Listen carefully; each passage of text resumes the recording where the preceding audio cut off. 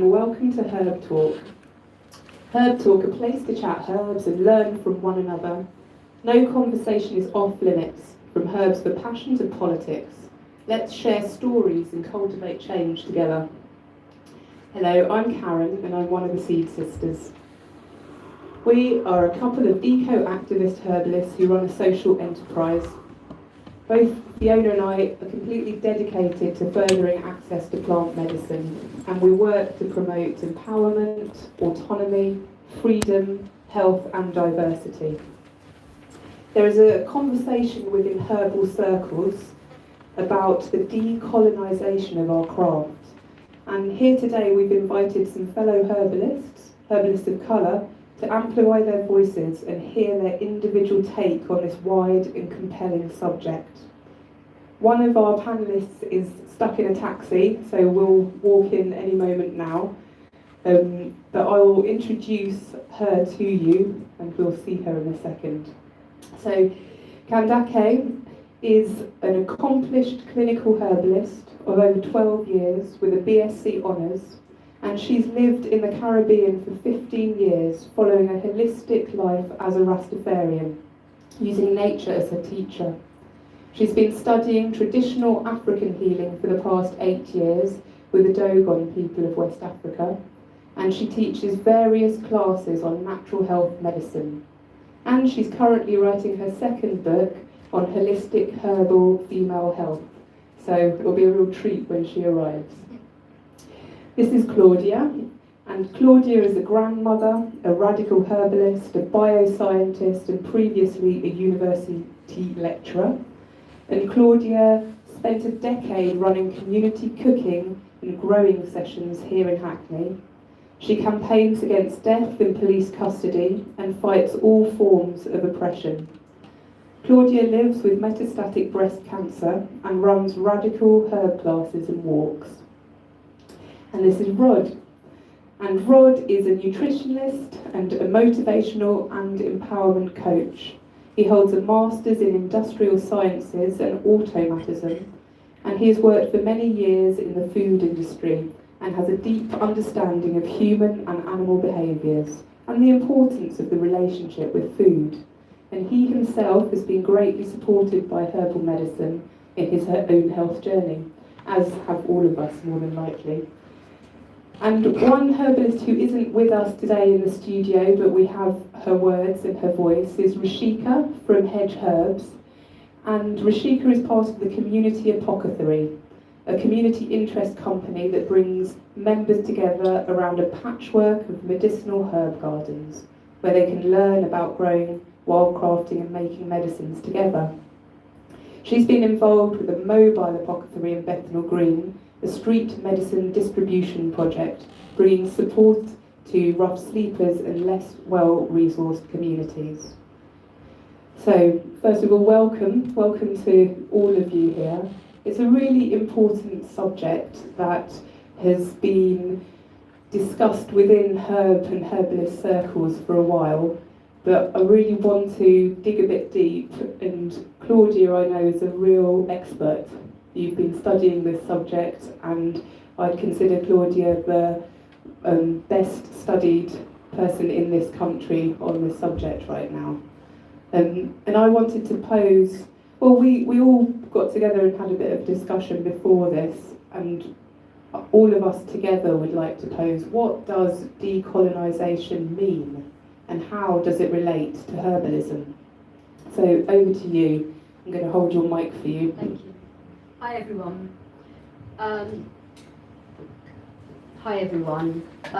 It's called Black and White Noise today. I'm here to bring some brown noise. Firstly, I'd like to say thank you to the land, the earth, the plants, the weeds, the cracks in the pavement, the London plane trees that protect us from fumes, to all the creatures in the ecosystem, to the land, which 50% of is owned by 1% of the people.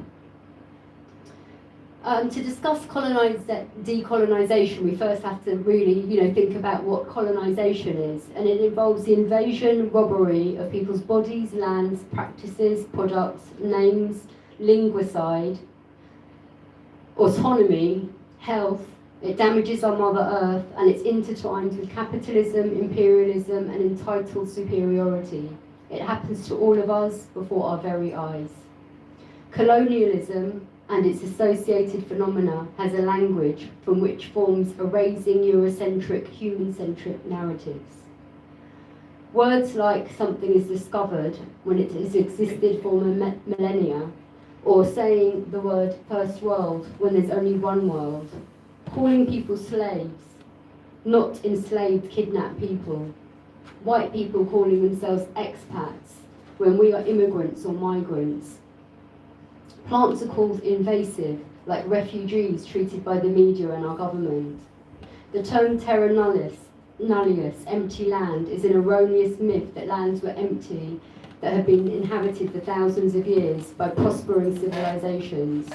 Residential schools in Turtle Island were actually death camps, they weren't schools, and the students that made it through were called survivors.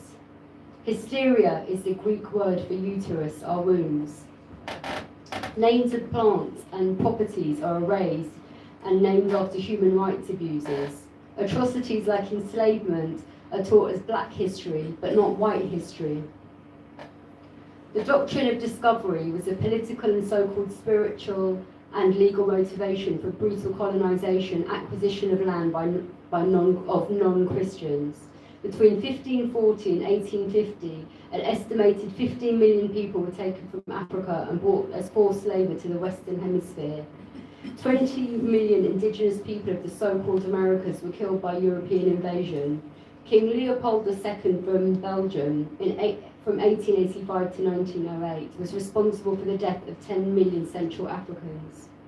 In 1947, partition of India killed 2 million people and 20 million people were displaced, including my family. 20,000 Aboriginal people were killed after the first Europeans' immediate arrival in the land known as Australia.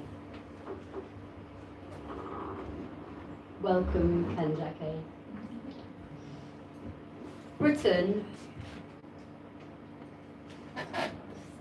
Britain was forced to pass legislation to abolish slavery in 1834 due to Haitian uprisings, and the British government awarded 28 billion compensation to the so-called owners of enslaved people. 3 million people died from famine in Bengal under British occupation, where there were enough food supplies to feed everyone. Churchill blamed Indians and said they breed like rabbits. They're beastly people with a beastly religion. 6,128 children's bodies have been found in Turtle Island this year. In a Facebook thread I read this week, the activist Sina Brown in Aotearoa said, white settler mythologies want to perpetuate self-aggrandizing mythologies about their colonisation so they don't look bad.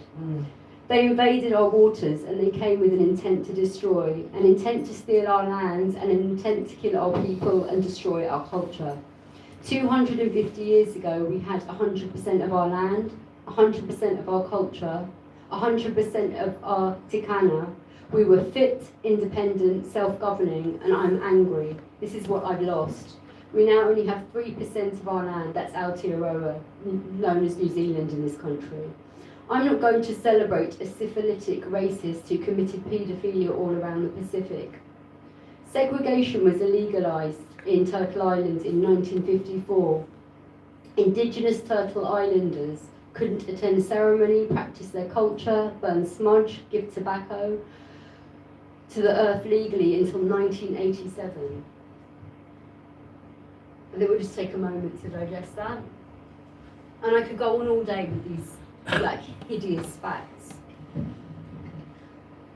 So decolonisation is the practice of undoing, tearing down of colonisation, neo-colonialism and the trajectory thereof, physically, mentally, spiritually, practically, and even retrospectively by addressing injustices like the babies that have just been dug up this year.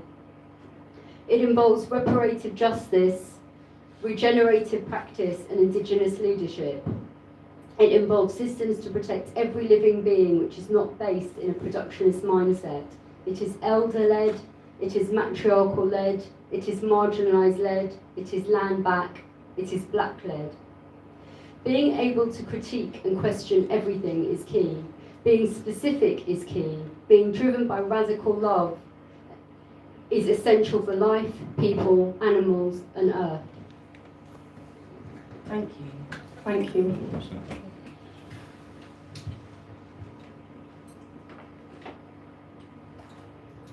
So welcome, Ndake. Thank you for coming. I know you've had a bit of a difficult journey. We introduced the panel, including you, just before you arrived, and Claudia was answering the first question that was posed. And the question was, what does decolonisation mean, and how does it relate to herbalism? And I was going to pass that to Rod and then to you. Ladies first. Oh, ladies first. There we go. Thank you. Thank you, Claudia. That was very powerful.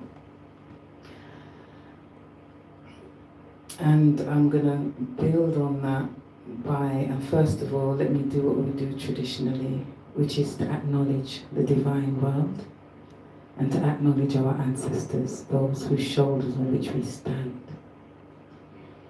And right there begins, for us certainly, of the African descent, what you would call decolonization. It is the acknowledgement of our worldview that was in place.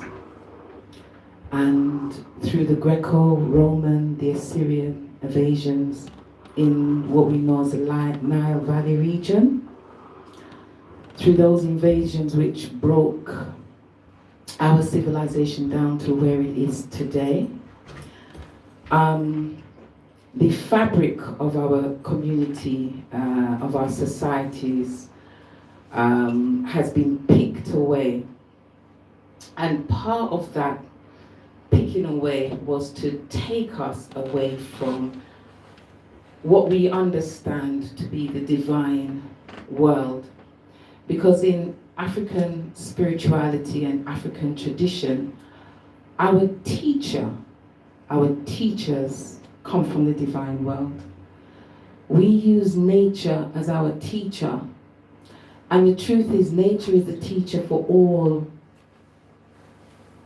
civilizations. Because when the human being comes on the planet, what else is there to study and learn from? Sciences that we know today is a study of nature. And our foreparents were master scientists, which is why we were able to build the civilizations that we did. So, as a woman of African descent, for me, decolonization means to remember. We have a deity called Aisha. She's the one that you know as Isis and came down as the iconography as Mary and the Jesus. And in the Kemetic stories, I'm sure you shared in your in the introduction, that I am from the Dogon temples of West Africa. And so we have our cosmogony, and our cosmogony dictates the direction of the societies. And this is why I'm saying decolonization, for me, represents all of that. And what Aisha does, she remembers the body of her husband and her brother, Wusa, for it's scattered by his brother who kills him, Set. And Set is the pre-runner of what you know as Setan. That which has no boundaries, that which will do anything to achieve its goal. When you are talking about the principle of nature, you see boundaries all around. So, again, coming back to decolonization, it is the relearning and the remembering of the ancient ways. And these ways are found in communities across the globe. So we were at the Sacred Festival recently, and there were indigenous communities from Brazil, from different parts of the Americas, but what we found was the study of nature and the respecting of the boundaries was throughout all the traditions. And so we recognize what we call Nushu, Tefnut, and Gev, earth, air, water, and fire, the principles. And so I'm gonna maybe just cut there, and maybe down the road I can expound on what I'm saying. But I would say that it goes back to first is to remember how our ancestors viewed the world and come from an African worldview. Thank you.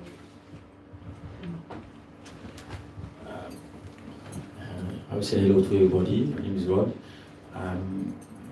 The two ladies already cover a lot regarding to what needs to be said regarding to decolonization. Me, I will just come in a different perspective.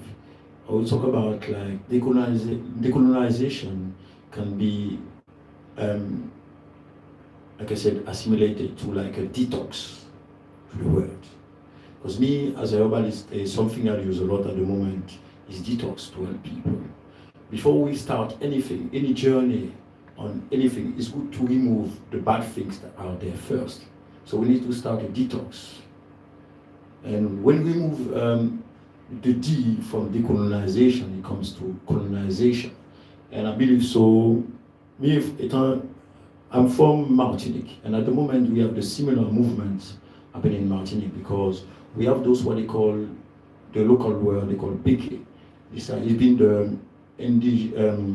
there for generation to generation. It's them that bring both slavery, and they've been encouraged to maintain this to stay in a position of power by holding 80% of the land. So which is give like 20% for diversity, which is not enough. So we have like 80% of the land are being using to cultivate banana and sugar cane, which is not profitable for the people at all. And if you go into science and you study one of those late doctor named Dr. Sebi, sugar cane and bananas, those two products are issue of man-made, they are man-made. This is not assimilable by our system because our blood pH is between 7.3 and 7.5. So, and those two main culture, they are acid production. So that means it's not valuable for us. So, and because of that, so when we say decolonization, is linked straight to, I don't like using this word, but it's slavery. Now we said more like abuse. I won't say slavery because slavery, we think like only black people have been into slavery. Most of us have been slaves. All generations have been slaves at one point. So instead of, we want to focus on one part, it's like focusing on the liver and not focusing on the pancreas. We have to, it's the whole world we need to decolonize, the whole world entire. Because they've been all over the place, all over the world.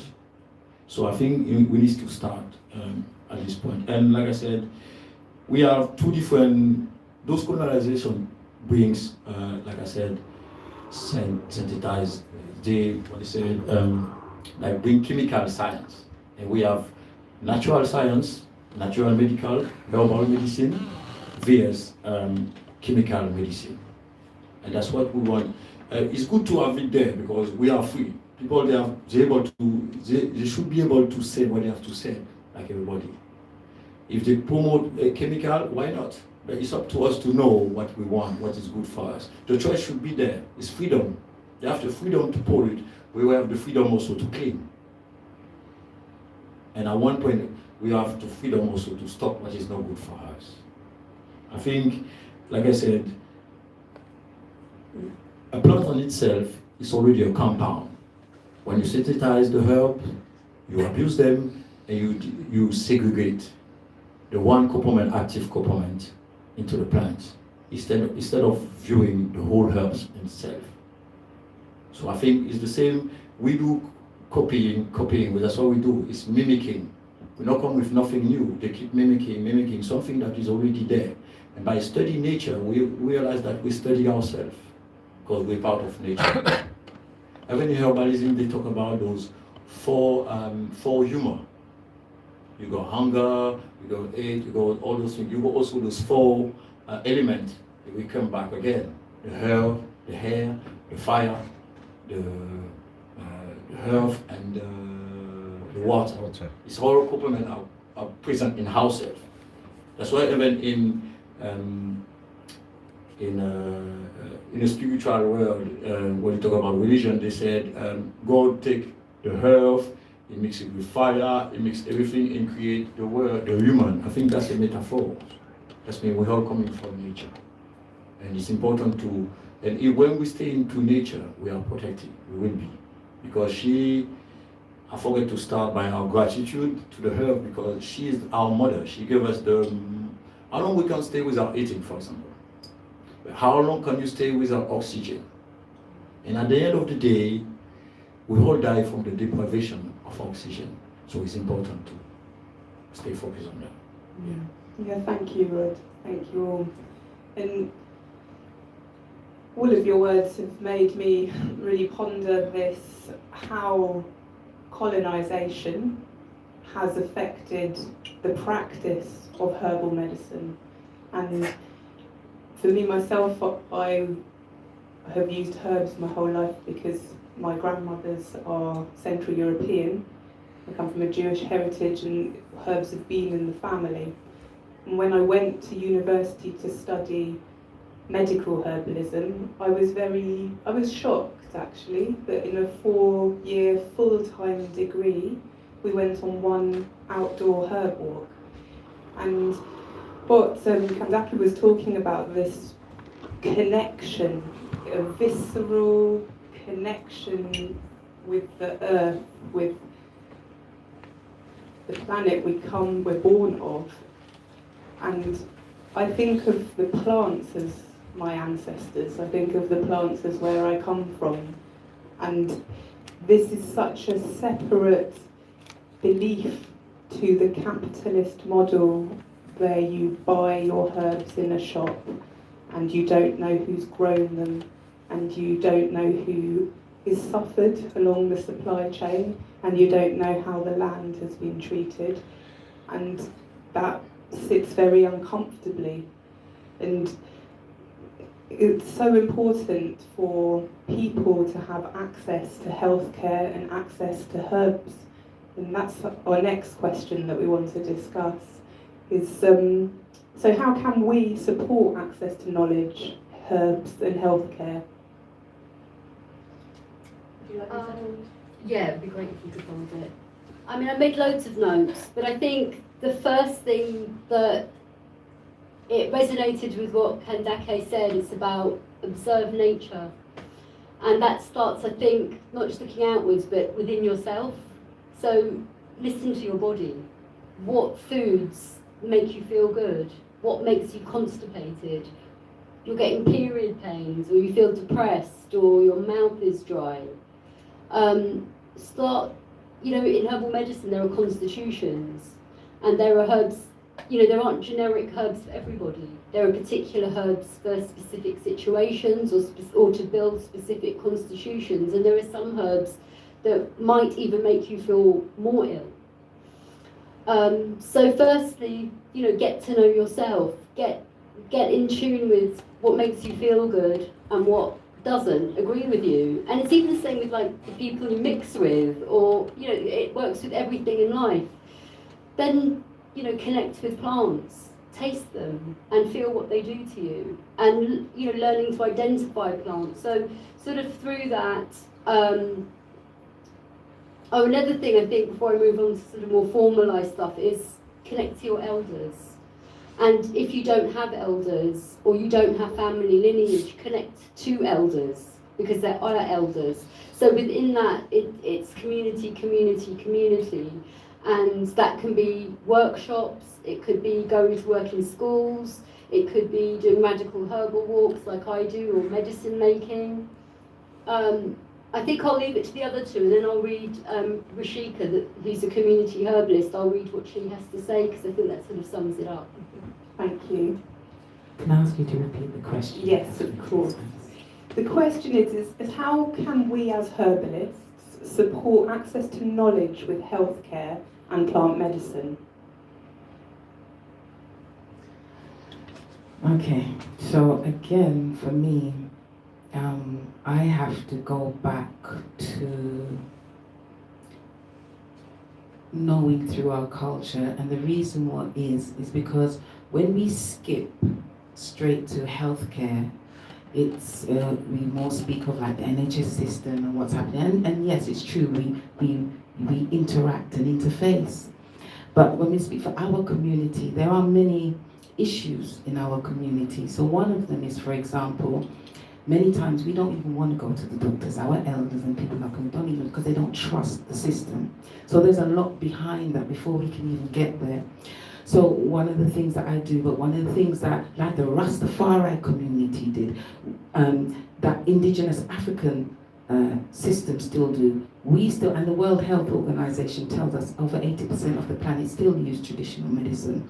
So one of the things is to remember or remind people of the way we can maintain our health first and foremost through our diet, through the way that we think and interact with our environment, and through the herbs. Because again, when we talk about decolonizing, we're not just talking about herbal medicine, because it has to fit within the paradigm of holistic health.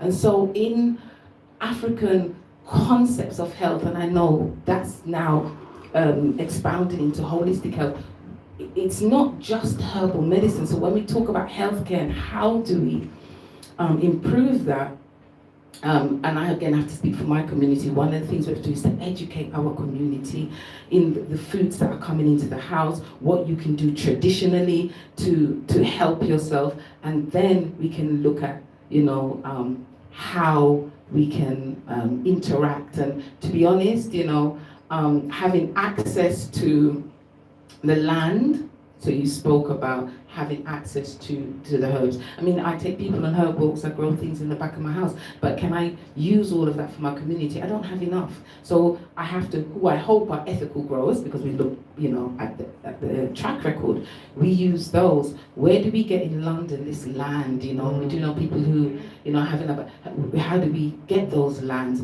Or are we talking about, one of the things that I do is say that people need to look back in their own communities, in their own traditions, maybe back in the Caribbean, back in Africa, because we do have that.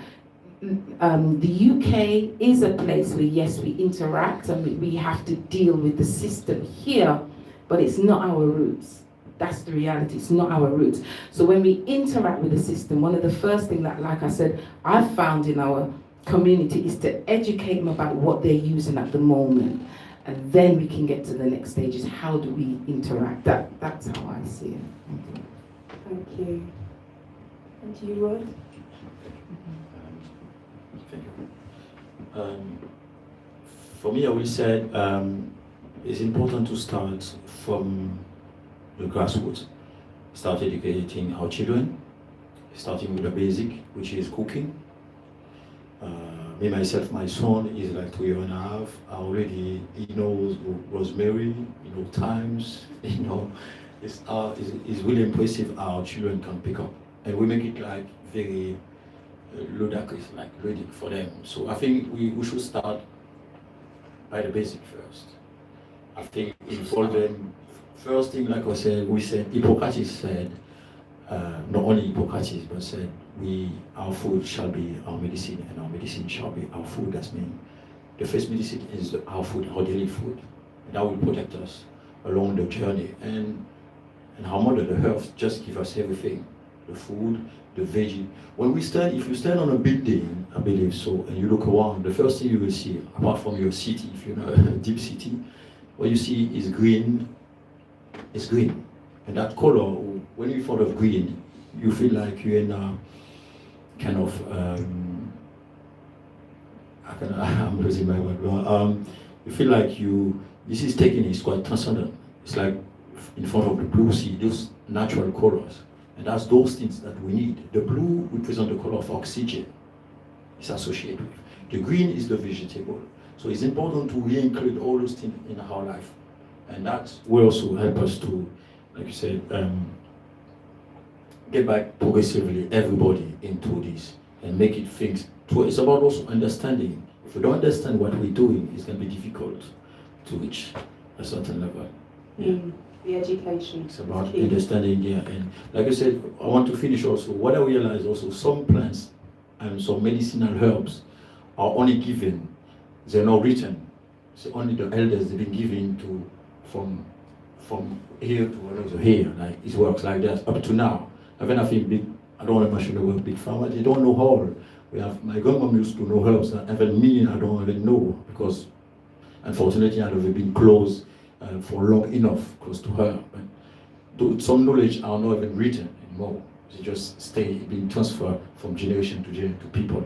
And that's also, we need to make sure people get access to that. Yeah. Thank you. And Claudia, you're going to read Rashika's words. Yeah. Rashika. I will. I also just wanted to say that Rod quoted Hippocrates, and I just wanted to say that as we're decolonising, Hippocrates learnt in Alexandria and was taught by black African people his discipline. So I think, let's be decolonial with respect. Right. So this is from Rashika Ahmed. I'm sorry I couldn't be with you all today. I'm facilitating a Black History Month foraging walk and cider making workshop with St. Peter's in Forest Church in Walthamstow, with a group of local Caribbean community residents who have been doing sessions exploring their knowledge of Caribbean herbs and plant medicine practices, relating it to their life here in the UK, twinned with a group in the nature isle of Dominica discussing bush tea and food remedies. But Claudia has generously offered to share some words about the community apothecary and our community herbalism practices in London.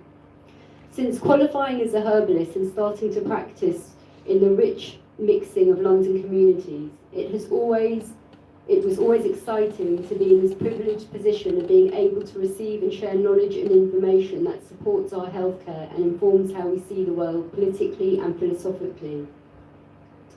Herbalism connects us with each other and the living world around us. It has led me in a direction, with inspiration and ongoing support of my comrades from the Radical Herbalism Collective, to seek a herbal practice that acknowledges and addresses the fact that we do not have equal access to good health, and the systems we live are damaging to our health, to thriving systems, and to the continuation of life.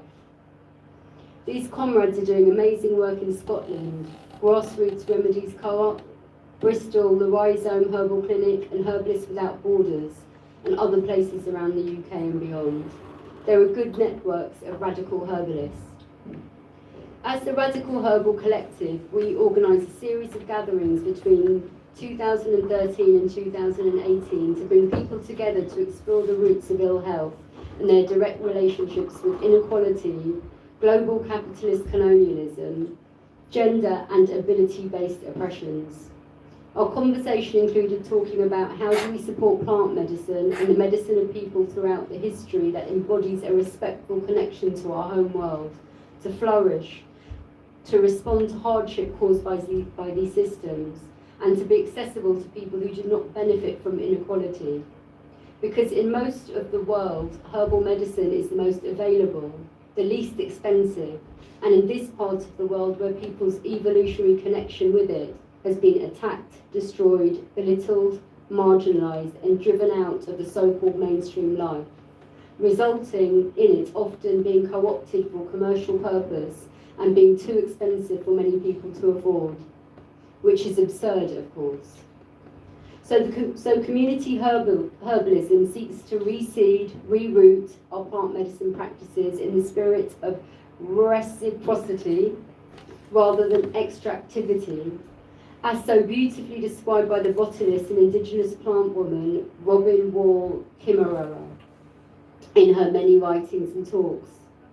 In London, this is taking the form of making living spaces that offer people the chance to gather, to connect with soil and land and herb growing, to exchange in a peer-supportive way our health and our life experiences, to learn about the wild healing herbs around us, to feel the cycle of the year and the practice of harvesting herbs and making medicines together.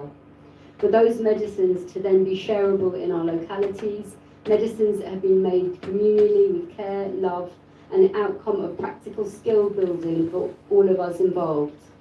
I, together with two food and herb growers, Izzy Vandergert Wilson and Jimena Ransom, along with a supporting steering group and amazing volunteer crew of regulars, local residents and people who pop in and out, have been cultivating a patchwork of medicine gardens in the London Borough of Waltham Forest.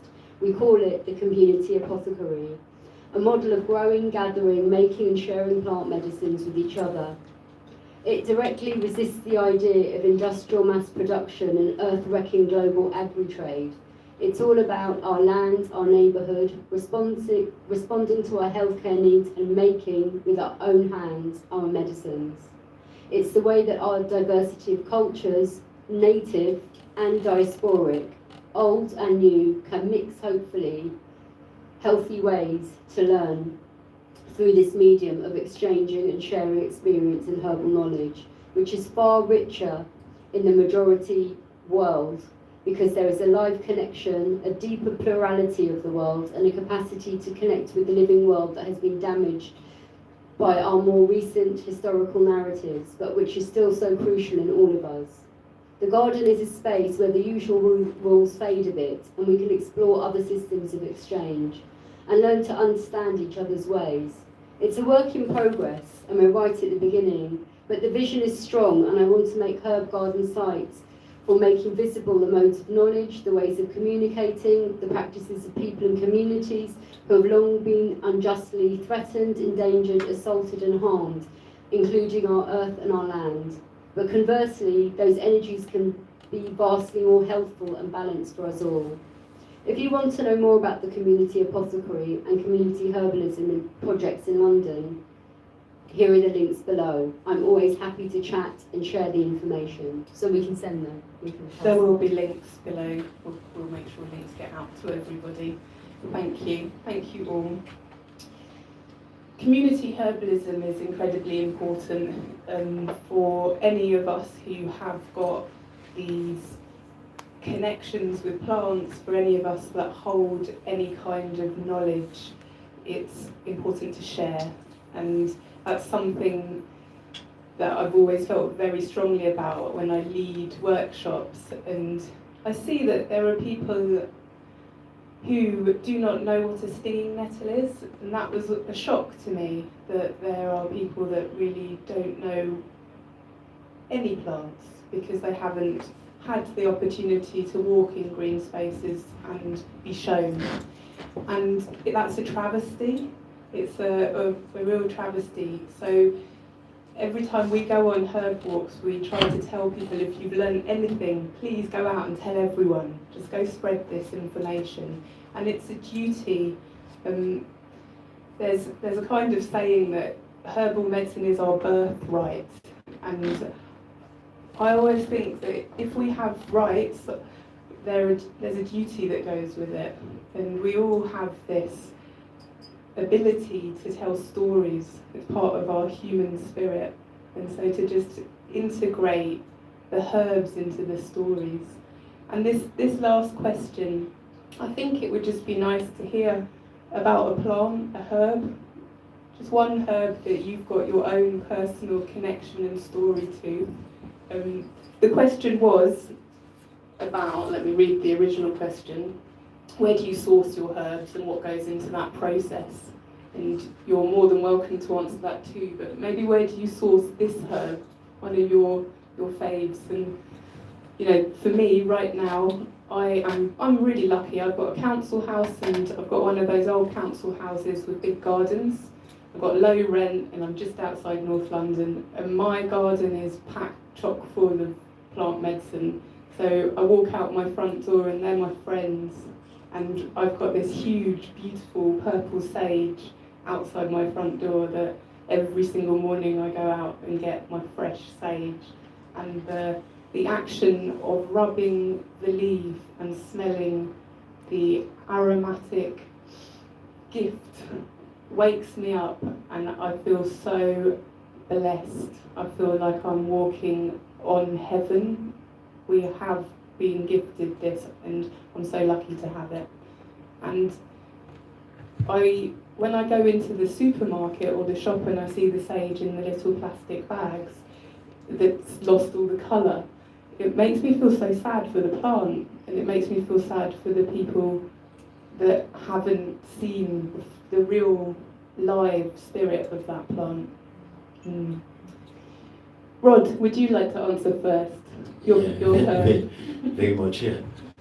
Me myself, there is two plants. In fact, sorry.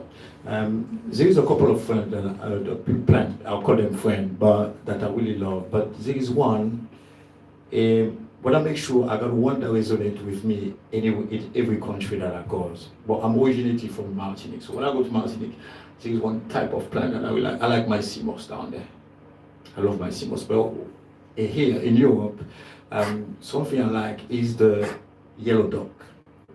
And the red clover. Those two plants grows all around us. You have to just go in the park and you can maybe recognize them. The red clover is really tiny. It got like those 3 lobes. You can see it like here. It reminds you of luck. This plant, why I love this plant, because also this is a plant that is, it gives a good compound for women. And it's really good for them. And women are, like I said, the whole world is coming from inside the women, and I got a lot of respect for that. And you cannot be bigger. I believe that's something that you're coming out of.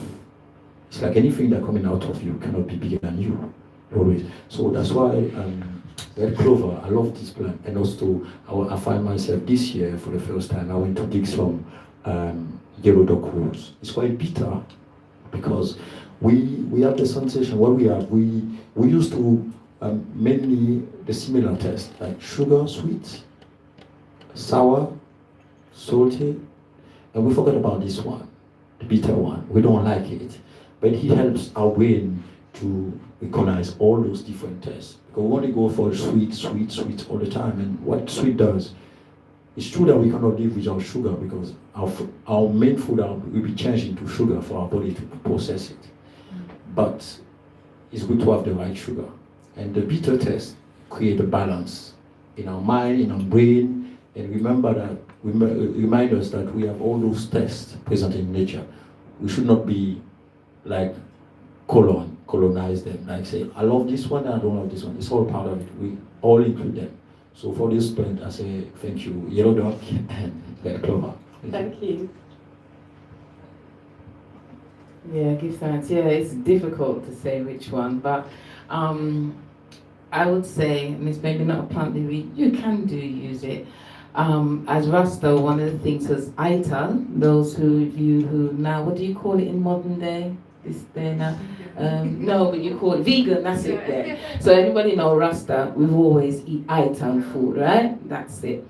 And Kalalo is one of those. I don't know if any of you know Kalalo, but it's a plant that grows and we'll steam it. What's the word that you call it? It's like a spinach. It's like a spinach, but you get amaranth from it. So your amaranth seed, that's the plant that you get that from. So that for many years, Charlie, that's always been the one we would steam and use, and I have it in my back garden, and it just grows really well. You can take the leaves, you can blend it with cucumber and make cucumber juice, and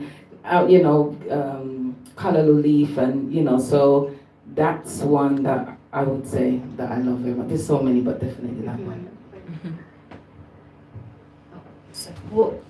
What a decision to make out of hundreds of plants. I'm going to say nettles. And nettles because they're abundant and everywhere, and they're seasonal, and every single part of the plant can be used.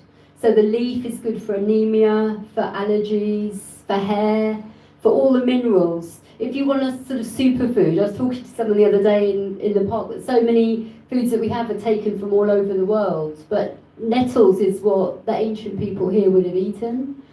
The seeds of the nettle that are out now are high in omega fats, so you don't need to get a supplement. You can just pick them off and they're also like incredibly invigorating, and they nourish your adrenal glands and your gonads, your testicles or ovaries. They nourish the thyroid gland, and the root of the nettle, which is really amazing because it can go across whole fields and communicates with other plants and talks to the other nettles. So if you pick a bit of nettle, it will tell the plant on the other side of the field you picked it. And the root, the rhizome, is used for prostate issues, which are sort of rife in our society, and it inhibits the conversion of a really aggressive testosterone.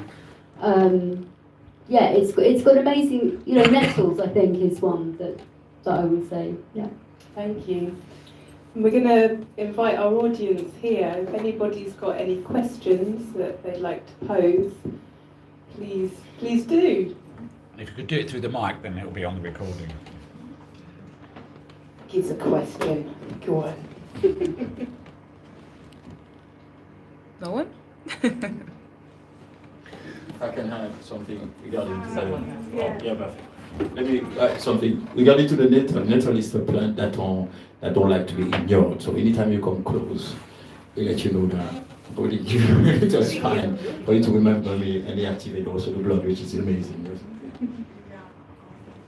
I have a lot of questions because I'm like really interested. Hello. I got started. For you about the callaloo and having the accessibility for that. I do practice Rastafari as well. Me being American, coming from a Caribbean background, I'm trying to learn as well.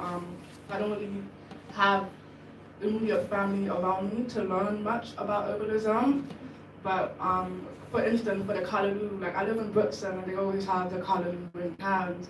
So it's always that struggle of trying to find these herbs and plants for that, to put into my body. So it's just like, where did you get your callaloo from, honestly? Yeah. Thank you. A brethren came from Jamaica and bought the colourless seeds. All right, don't lock me up, right? Yeah, so we took the colourless seeds, and I have lots of colourless seeds. And when I do my courses, I would always give those for free so that people can.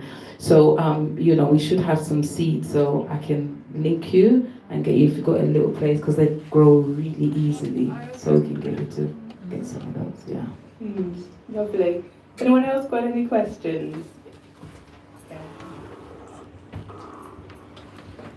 Mine is, obviously you are talking about herbs and everything like that.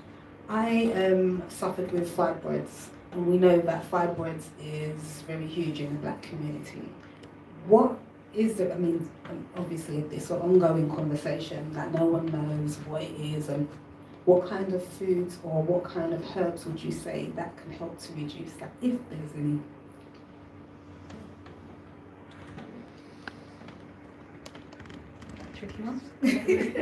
No, I'm actually doing a course with fibroids, so I'll show you this. I was just going to say, go to one of Kendake's course, but before even talking herbs, you've got to be foundational.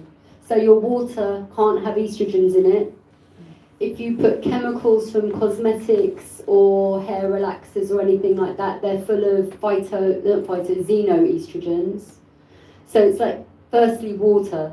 Secondly, chemicals that are coming into our bodies, because we're all being heavily exposed to things that are like 2,000 times stronger than our innate estrogens. And that's a huge reason. And then other things that are foundational are exercise, if possible, diet, making sure you go to the toilet every day. I like something called circadian medicine, is that when you eat at the same time every day. I know in this kind of modern living, we're all over the place, but it's like if your body's really upset, sort of do things that help it to understand, okay, this is food time now, this is sleep time now, this is toilet time now, and your body gets used to it. Rod talked about eating an array of colours, and that's really important to sort of make sure you're having also lots of fibre to help detox, and bitter things help you detox estrogens. In terms of herbs, it's a personal thing. It's a really personal thing, but what anyone can do for themselves is make sure that everything that goes into your body is ITAL. I have more questions. If I can just add something, because I got a personal experience from that. I got my auntie that had fibroid. She had it like 3 months ago. And it's like I said, it's all about understanding what is happening. A fibroid is something that starts small and it grows. Then when it grows, it bursts. And when it bursts, it spread. So what is important, fasting also, like she was saying, sorry, remind me your name? Okay. Fasting and water, alkaline water help a lot. And also, with my auntie, in this case, he happened to a detox. She wanted a detox or something, but people, when they said they want a detox, but they never tell you everything they have. But she wanted a detox because she wanted to just cleanse, she was not eating well, she was not sleeping well. I said, I gotta make a detox for her. And when I did a detox, after 3 weeks, she bled. And then she called me, she said, oh, about this, my period came back. I said, auntie, you're already menopause, so I don't think your period will come back. So what happened? I told her, go and see a GP and check.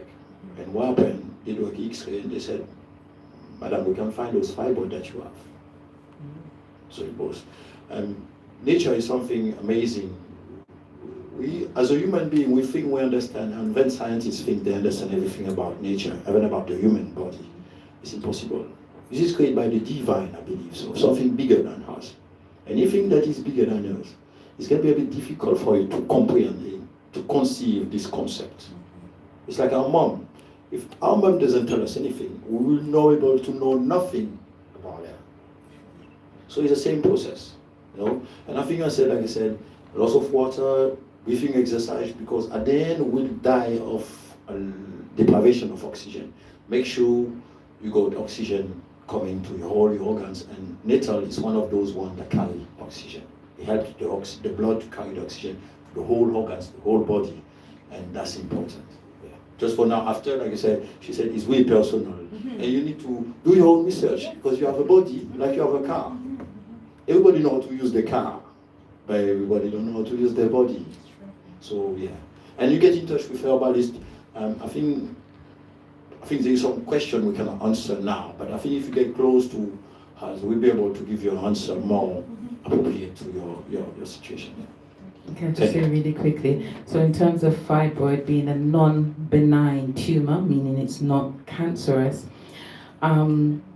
there are many things that can affect it, and one of the things, Claudia gave a good example of using the liver to reduce the amount of estrogen excess in the body and other things. But also, as the human being, we also look at the non-physical aspect. And many times when we're talking about holistic or healing, we don't go to that side. That is something that is inherent in our traditional medicine, because the physical body is inhabited by a non-physical element that enlivens it. And because it impacts the body, one also has to look at that spirit, that emotional side and psychological side. So on one side, fibroids can also be seen as thoughts that may have found a place to reside because one has not been able to expel those thoughts. And it can be around and relating to femininity, motherhood, childhood. So we have to take the whole female into perspective when we're looking at fibroids. So we're looking at it from many aspects, and we have shrunk fibroids. Fibroids can be shrunk. But somebody called me yesterday, and I think she said hers was like 20 something centimeters, really huge. Now, we also work within the boundaries of where we are. So you will look at certain herbs that shrink. You're going to look at certain herbs that's going to help to get the estrogen out of the body. But there are certain sizes that you may have to have some kind of surgical intervention. Yeah, and I know they can grow back. So, and that's why when we say holistic, it's not just herbs, it's what's going to benefit the person. So we can work with herbs and fibroids, but it's a holistic approach. And I am doing courses so you can tap in. Thanks. Thank you. Thank you very much, specifically for that point of holism and the fact that we are not just this physical body, we are spirit. And something that happened with the waves of imperialism was the separation of the physical and the spirit. And something that Fiona and I are writing a book at the moment about witchcraft, about the history of the poisons, and it took me down a couple of rabbit holes where I was looking at the term witch doctor, and this term that is demeaning, and it means nothing when you look at all of the different cultural medicine people and all the skills that they have, and every one of any indigenous wisdom traditions, healing people will always work with spirit and the physical together, and magic and medicine are not separate. But that potentially is an entirely different conversation. So I want to say thank you so much for all of you being here and bringing your wisdoms. Thank you. Thank you. And thank you to Alicia and to Real Rebels Radio for giving us the space to amplify all these voices. Thank We've you. got time for a couple more questions, or one more question if... Oh, I was told. Yeah, it's just what... Well, I wanted to ask you something, but you responded. Because I want to say, for example, since I come here, I'm living in England 5 years ago, and when I was living in my country, I never had acne at all. So when I come here, I'm starting to have acne. But you responded because you say you need to think about what's inside to you, the stress you have around you, and this kind of thing. So I think so you responded already. But yeah, I wanted to ask you like how I can to try to fix that, because never in my life I have acne since I come here. So how I can do with my food, or how I can do, I don't know if I'm well. Yeah. First of all, if I can say, from my understanding also, anything related to skin is connected to the nerves and to the blood. That means it may be something that you're having. You need to, like Claudia was saying, look what you're eating. Already will help maybe more than 50%. So sometimes sugar, the bad sugar.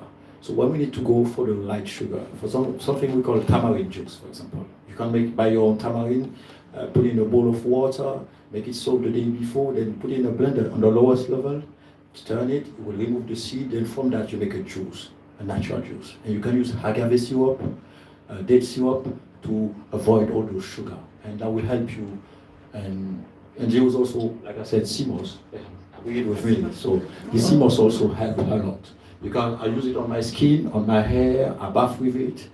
And I'll invite you just to do your own research about it. That will help a lot. Okay. If I can say. Would you like to answer? Yeah, I think how I would normally approach something like that is just to kind of get an overview of like your diet, what's happening in and around you. Because again, if you look at it in a not just on a non-physical aspect, or how old are you? 29. 29. Okay, so that hormonal flux has probably eased out, or you're having some of that as well. Yeah. Okay. So there's that hormonal element, but also the inflammation, the redness, the that on the face.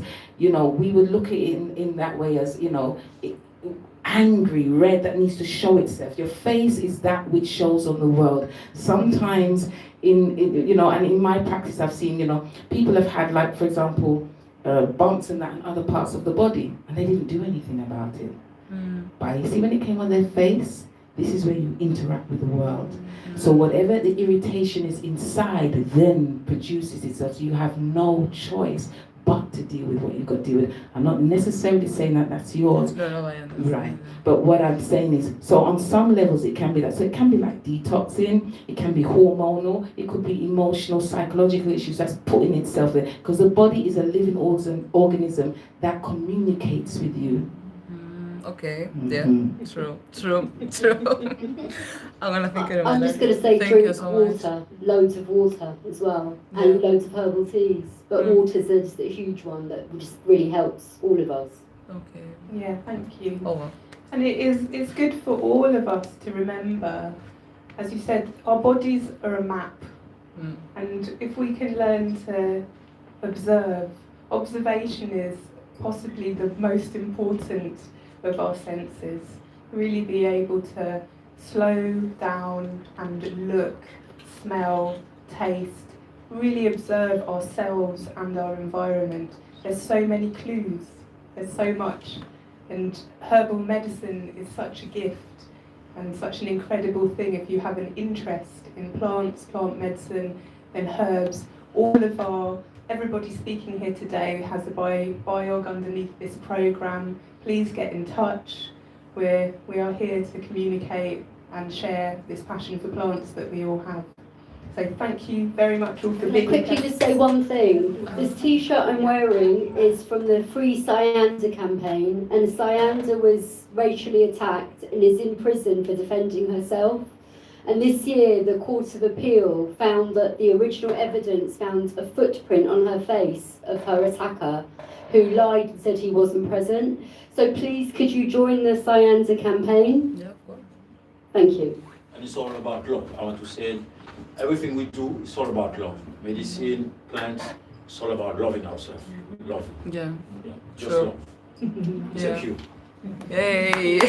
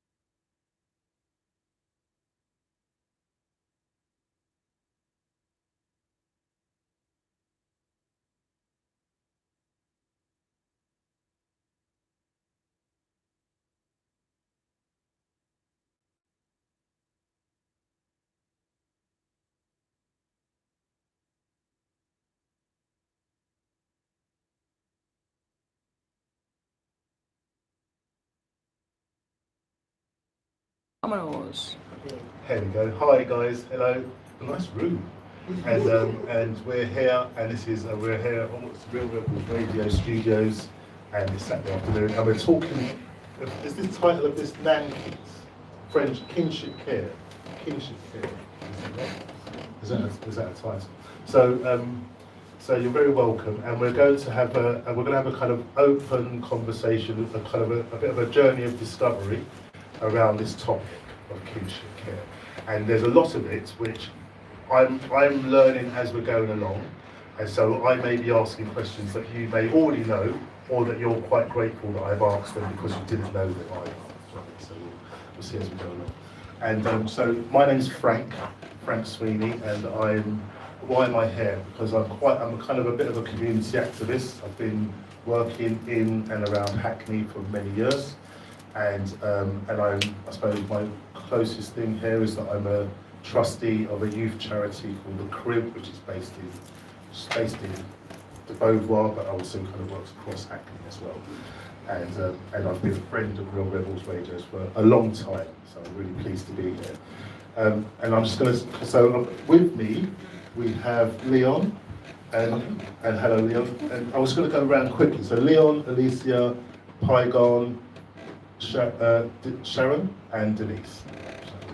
And then if I could ask each of you just to kind of give a quick introduction to who you are, what you do, why you're here.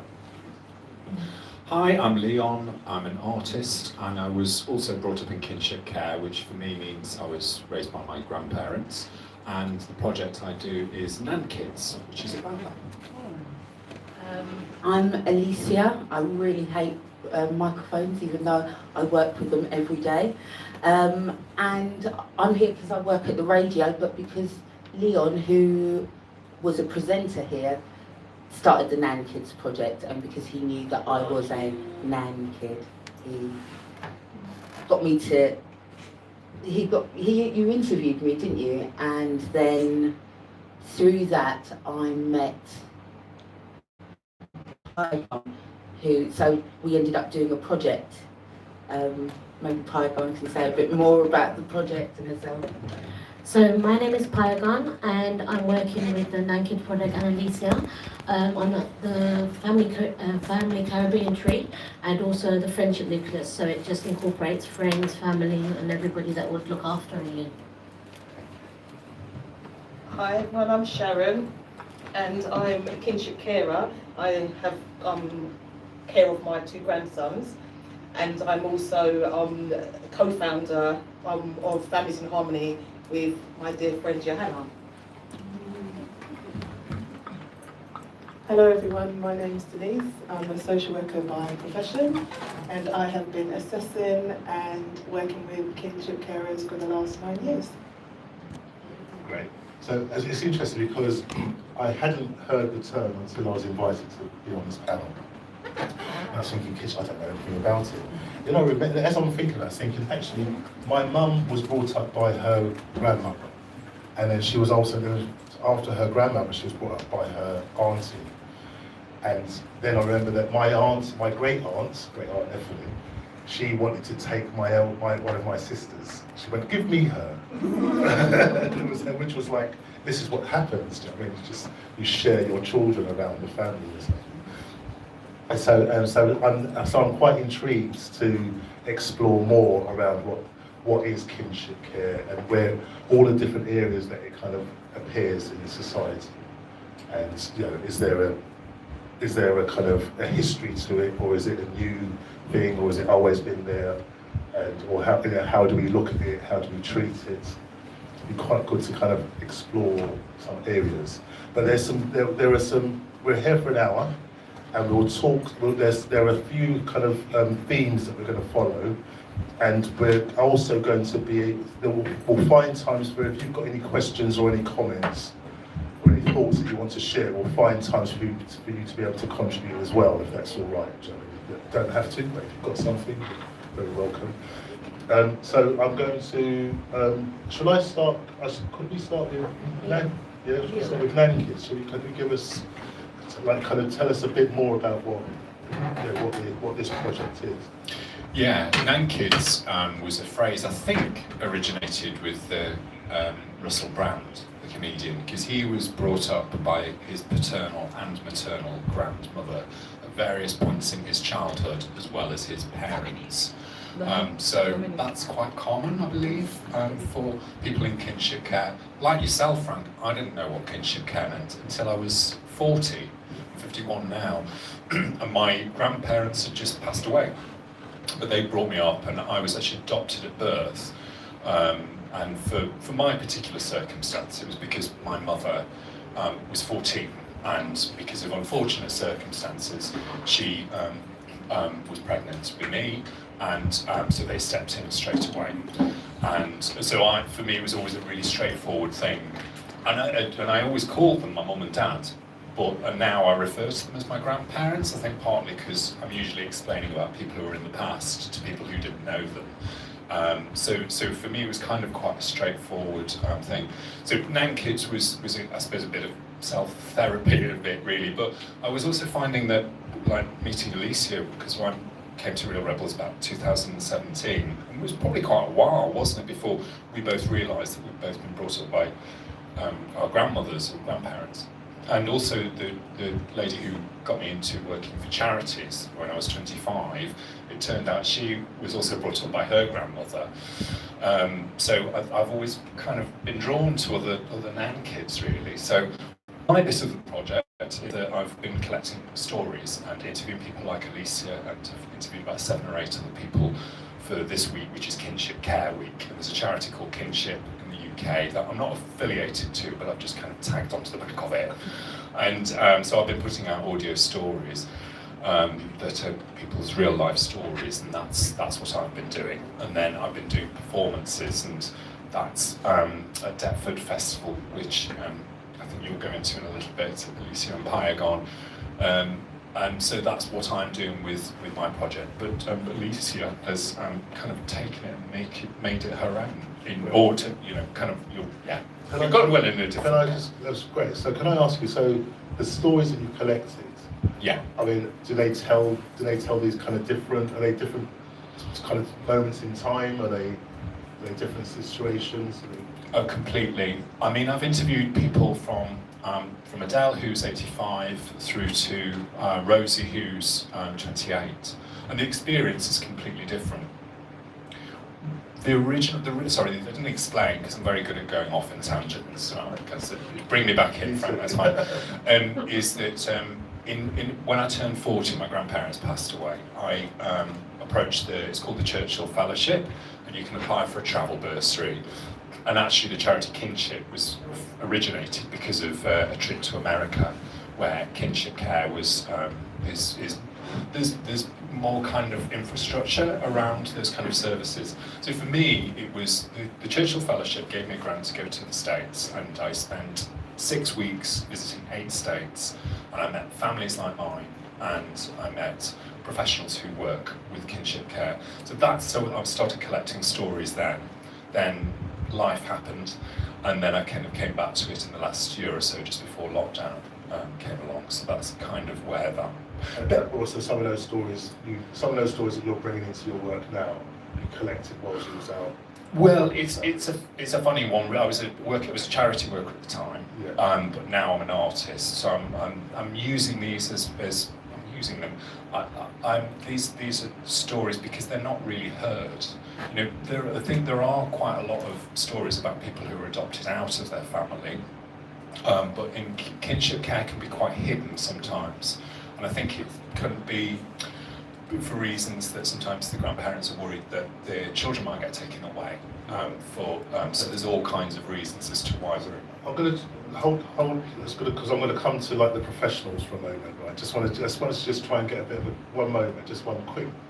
Like, so trying to get a difference between adoption and kinship. Is there So with an adoption, you go to court, you get an adoption order and a placement order, and that allows the child to be placed with adoptive parents, and they gain full parental responsibility for that child. So they can change the child's name, they can take them abroad. So birth parents, all that parental responsibility is relinquished. So that's the And then difference. kinship, so what kinship can be outside of that legal structure? Or is it? So yeah, so it can often it can happen outside of the legal structure, but if the kinship carer wants parental responsibility to make decisions for that child, then they can get what we call a special guardianship, and that allows them the same parental responsibility as a birth parent without the severing of the relationship with Right. that. Okay, thank you. So I was just wanting to just catch you at that. So is that, so can I move on? Can I just so hold that thought. There's a few questions that kind of came bubbling in. I'm gonna see if it might come out as we manifest on it. But, so can we move to so this is the Caribbean Family Tree and the Family Nucleus project. So give us a bit of a background. So that started with Leon, who goes, he's only just become an artist, but he's been an artist all his life. You are, aren't you? Yeah. But that gave us the opportunity, that meeting where I, at St Nicholas's Church in Deptford, where I met Pyagan, so I was interviewed by Leon and then went and read a bit of a small piece of writing that I will read to you at St Nicholas's Church, and we had like family trees there, and some of the pictures that are outside that you can see of like family. Now there's old 70s pictures of our family, and it was funny because I got people to fill in their family trees, and I said to Pyagan's children who are just here at the back, I was like, do you want to fill in your family tree? And they were like, you don't want me saying this, they were like, well, our dad's dead, really matter-of-factly, and our mum was adopted and she doesn't know them. And it was quite curious. That was one like reaction to doing the family tree. There were so many reactions for people, and a Caribbean family tree is a particular kind of family tree. When we started going through it, and Pyagan said she was just going, you could do this, and she just took this idea of the family tree and kind of ran with it, and you can see the work outside where it's going. But it was curious, people's reactions to the family tree, and especially Caribbean people, because it seems to be so, there's a lot of displacement within those trees, a lot of hard to trace within those trees as well. There's a lot of things going on within those trees. And anyway, before I go on, because I know that if I read this, you guys will have something to say about it, but it's my experience of one of my experiences. So My Granny and Me, it's called. So I was brought up by my paternal grandmother, Iris Leonora Graham, until aged 14, and I thought she was my mother until about aged 5. You know Granny's not your mum, don't you? Cousin Philip had said in such a matter-of-fact way one day when we were playing. Perhaps I did already know. I wasn't sure. The words pricked my consciousness. I didn't know my mother was coming all the way from America, like a Joan Armatrading song, but others did. After Cousin Philip's outburst, Granny sat me down with the family photo album and showed me pictures of the woman that would arrive. The pictures in the album seemed familiar, but my real mum wasn't part of my day-to-day life in that way. I wasn't sure. Didn't I speak to her on the phone now and then? I was surprised when she finally came. 2 friends bursting through doors and seams, draped in 70s gowns and perfume, laden with suitcases, shopping bags, New Yorkisms, and a toddler. They both looked good, especially the one adored with the most fabulous wig. Which one of these 2 women was my mother? Which one would save me? The lady with the wig caught my eye. I caught hers. We connected. She was my beautiful wigged angel mother, and she would take me away from here. I held the gaze until Granny finally made her introduction. Licia, this is your mother. I kept looking at my winged angel, but gradually it began to sink in that Granny was referring to the other one. Disappointment was already familiar. I was only 5. I still wanted to know who my mother was, but I loved Granny and wasn't sure if I wanted to leave her. My mum didn't take me that time. She never did. Oppressive, restrictive grandma. She ruled with the Bible in one hand and the belt in the other. I found out about her past recently and I shed tears. Tears for her and for me. She's still alive.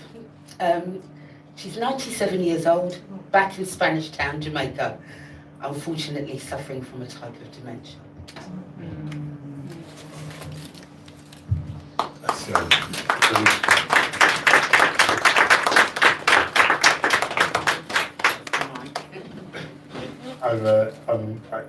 Thank you for that. Thank you for sharing that. That's really, yeah. I kind of I started wondering, does this happen, this phenomenon happen with the separation from the mother more than the separation from the father? I'm wondering, do we enter into this space? You can ask me. Yes, yeah, I would disconnect. I don't know. I think that, traditionally, I don't know, across the board, it's not just a Caribbean thing, but there's been absent fathers. And so growing up for me with you want me to put the mic to my mouth, sorry. Growing up for me, saying that I wasn't living with my mum was quite a big thing. There was quite a lot of people who might not have seen their father for a number of reasons, but there wasn't a lot of people who didn't live with their mother. Yeah. So that was quite something. Yeah. It's a bigger shift, isn't it? It's a kind of yeah. So I want to hold that for a bit because I want us kind of exploring that some more actually as we come along. But yeah, can I hand over? So So just explain to us how did you enter into this? Well, I've been going to St Nicholas Church for like over 12 years, and Deptford X is an exhibition every year that's held, and there's different artists and people that come and do pieces. So that's where I met Leon and Alicia. When she tried to get my children to do the family tree, I knew it wasn't going to be a very long session, like it was going to be like 30 seconds max, but they did it. They came and asked me questions. They knew they couldn't find out anything else. And then I started talking to Alicia about her family and how disjointed like mine was and everything. She's like, you haven't heard anything yet. It's a Caribbean family. I was like, we know. It's alright still. So yeah, we started talking and I just did a little sketch because she's like, oh, there's an auntie and a stepmom and a stepdad and loads of stepmoms again. Do you know what I mean? I'm like, yeah, my friend's Jamaican. It's cool. I know, it's fine. So I drew the tree with all these branches and where you can put names of like legitimate children and illegitimate people over there, do you know what I mean? Like just people everywhere. Yeah, it's hard to get everybody in, but we managed it. And then about a week and a half, 2 weeks later, I got a message and Elisa's like, oh, it's lovely to meet you. We chatted a little bit just in general, and she's like, would you like to make my family tree? And I was like, yeah, all right, cool. And then we met up a couple of times and went through some ideas. Her favourite tree, the hawthorn tree, and also like how the branch is going to look and how you'd like her partner Dan and Caleb as part of the tree, but also separate, like a different kind of dimension, but still connected as family. So we went through everything, and then the beginning pieces outside, so you can have a look, and we put a little bit of explanation as well about the different parts. So there's more than just so family by blood, but there's family by... Yeah, so the basic way that we did the tree was the top part where all the branches and the leaves are. There's a heart in the middle of the tree. You only see half of it right now. And that's like your bloodline. So you can't choose those people. They're part of your blood, whether it's directly or indirectly, they're on the top part. But the people that keep us grounded, our roots underneath the ground, like when a tree falls down, the roots are still there, strong. The people that take you through all the hard times. That's Alicia's friends, colleagues, anyone that's influenced her, helped her. They're on the bottom of there, and they keep you grounded. So that was the basic idea of the tree. And I'm just wondering the shape of the tree. So I haven't to go and have a look at it, but I'm just imagining, so do we think like a traditional tree would kind of go and like there's a shape of how, and then does the Caribbean tree become quite horizontal for a while? Is it quite, lots of kind of step siblings.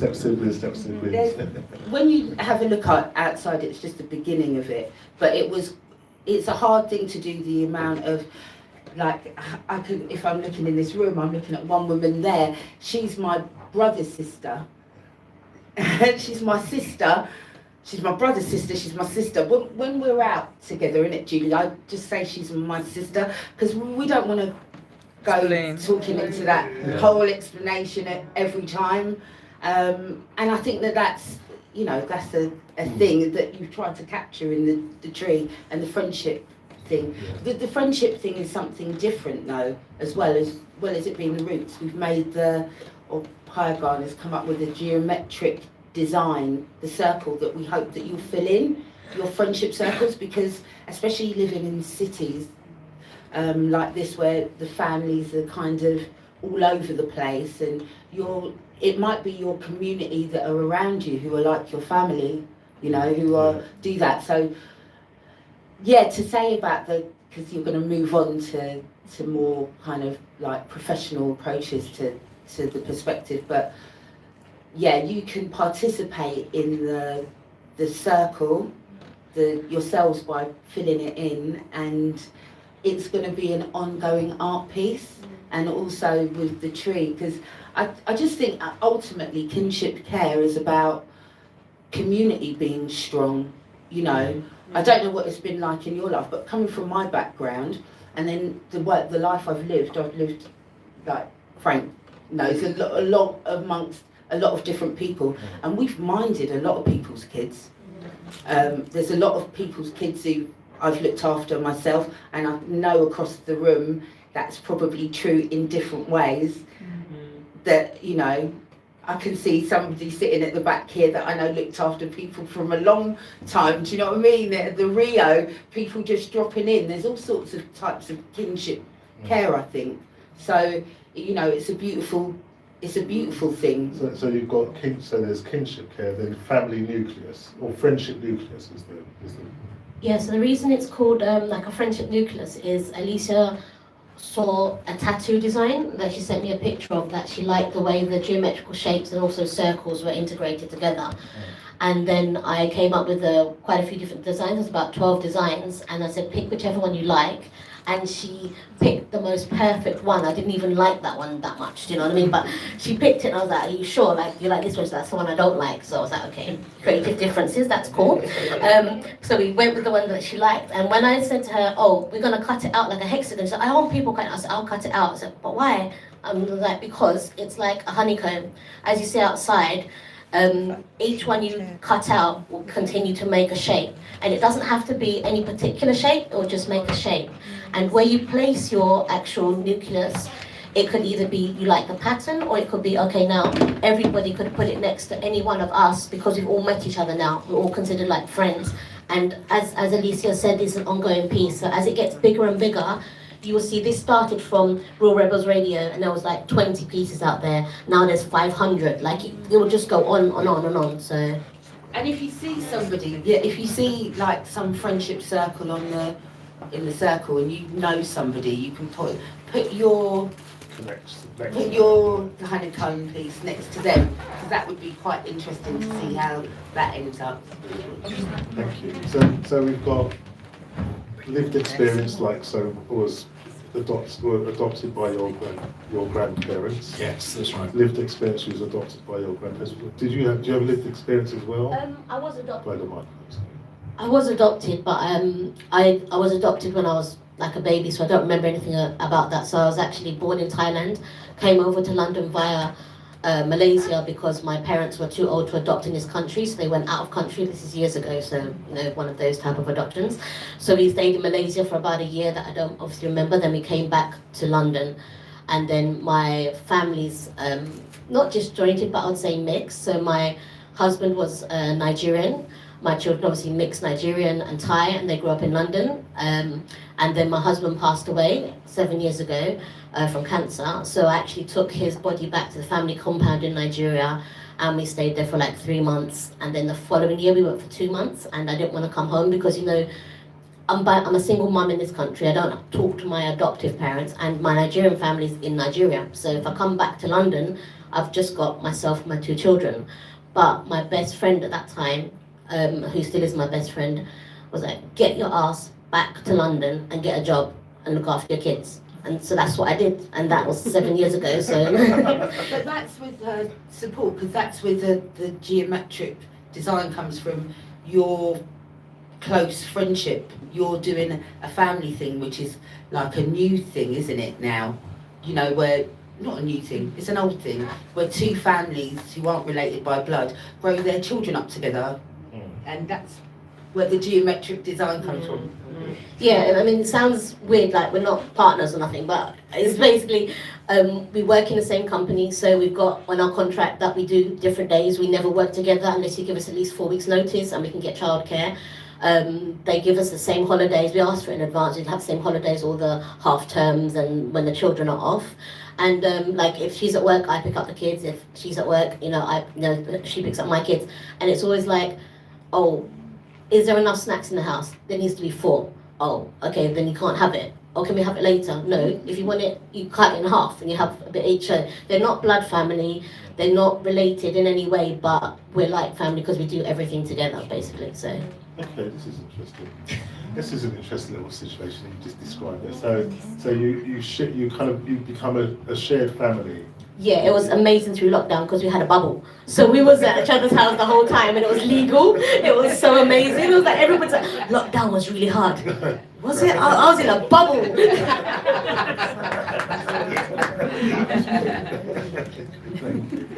Okay. And then I'm going to kind of come to you, Denise. Sharon, excuse me. And Sharon, but you're across too because you're a professional, you work in this sector, and also you have a lived experience as well. So can you give us some story here, please? A quick background. I'm both, it's interesting you asked about the father, I'm both with my older grandson, who's been with me for 10 years now. I'm his paternal nan. And for my younger grandson, who's with me, I'm his maternal nan. Really, just want to give some background in the sense of that, having both experienced, both being the maternal and the paternal, I think it's about, for me, it's been about whether or not you're interested or not. I think that if a family, it doesn't matter if it's the paternal or maternal family, it's about whether or not you choose to be in that child's life. It's a choice, it really is. And for me, with my older grandson, he like I said, I'm his paternal, so he's my son's son. He had an unusual experience because they were very young when they had him, and again, personal choice. They chose to put him up for adoption. He went up for adoption. Unfortunately, the adoption broke down, so he came back to me, which is 0.5%, I think. Of that situation happening. But it was a very unusual situation. So I took him on as under a special guardianship order, which Denise spoke about. So I have the parental responsibility for him. Just to let you know, special guardianship orders run out after 18. So the parental responsibility goes back to the parent after 18. That's the difference with adoption. Right. Adoption's for life. Special guardianship orders are to their 18. Okay. So there's a bit of a challenge there as well. With my daughter's son, he has additional needs, and so he came to with me. And I don't know if you've heard. I'm just going to mention very quickly here about perinatal mental health. So perinatal mental health is very prevalent.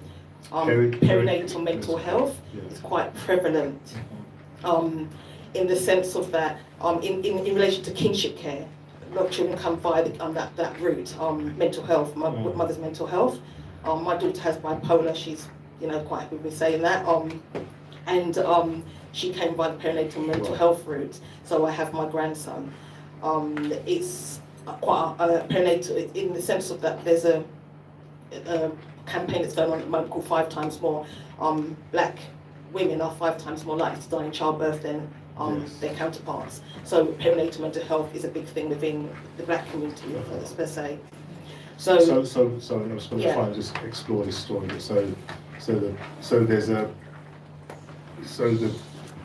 The higher mortality rates for black women. Yeah, 5 times more. And where's the correlation with the mental health? There's a high.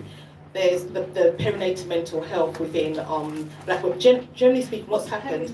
Perinatal mental health. Sorry, I should have explained. Thank you, Alicia. Perinatal mental health relates to mental health antenatal period. So period when you're carrying the child, right, up to 12 months after the child. Right. So within that period, you can there's loads of different spectrums of perinatal mental health.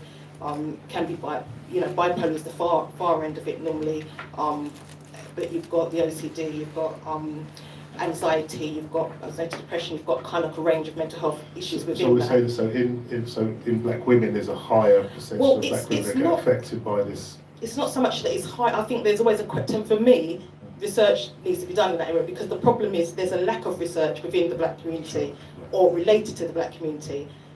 As with kinship care, there's a lack of research relating to the black community. So statistics are very hard to me to put to pin down, because the research isn't there. So, but what we do know is that black women who are giving birth to children are more likely to be I'm going to use the word treated more harshly, because their pain levels aren't acknowledged. Things like that happen. The way that they're perceived is very different. Yes. Yeah, and that is causing a lot of stress on the black community in relation to motherhood. Yeah. So that's and my daughter's perinatal mental health could have been detected long before it was. I questioned it many times, and so it got to the stage where she was in a mother and babies unit, and in a mother and babies unit is where they when they give birth, their mental health completely breaks down, and that's when she was diagnosed with bipolar. So I'm saying that it doesn't necessarily get that, and they're the two routes that brought me into kinship care.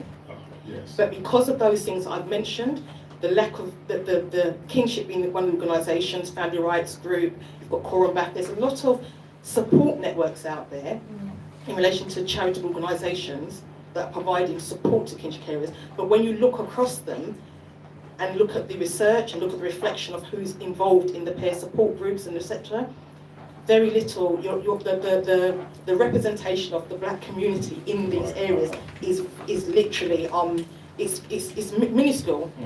But then the practice is kind of quite common.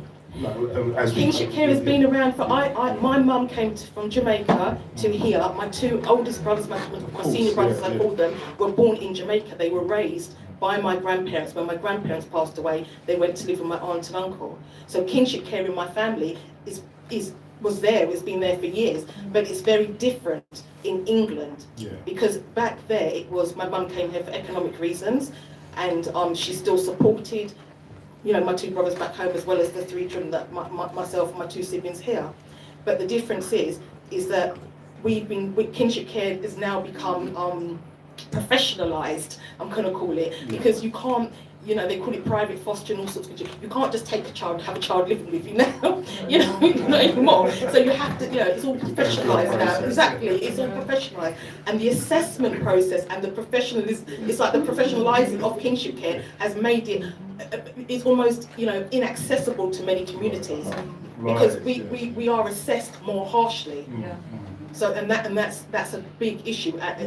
So when we set up Families in Harmony, myself and Johanna, we set up Families in Harmony, is because both of us are kinship carers within the black community, and both of us have had numerous conversations with numerous kinship carers from the black community who are not engaging with professionals, who have been, I call it, traumatized by the assessment process, and even though they need support, won't access it. So Families in Harmony provides that. We are specific, we specifically provide peer support, trauma-informed services, etc., for the black community, who are the black kinship community. And can we get a bit of a picture of Families in Harmony? So like, how many people do you support? What's that kind of meant? How long have you been running for? Ironically, both Johanna and I started with as project workers within Kinship, the national charity. So we came from that background. So we had a lot of, what happened was, in a lot of the kinship carers, I covered Bromley and Southwark Borough, Johanna covered Islington Borough. But what happened is that a lot of the families weren't connecting. So they were girls, but they weren't connecting. But once they realised that there was black support workers, black project workers in there, they started connecting. And we started getting people who weren't from our boroughs, asking for our support. So we just decided, okay, during the middle of lockdown, it was the big thing, because we had families literally breaking down, crying out for respite, crying out for support, all different things happening, and nobody, we couldn't encourage them enough to go forward and tap into kinship response, kinship connect, these these services, but they didn't want to. The fear was that if they raised the issue that they were struggling, their experience of the assessment process would mean that they would think that the children were going to be removed. So they would contact Johanna and myself directly. Yeah. And we just thought, no, we can't. This can't go on. So can I just check something? So is there?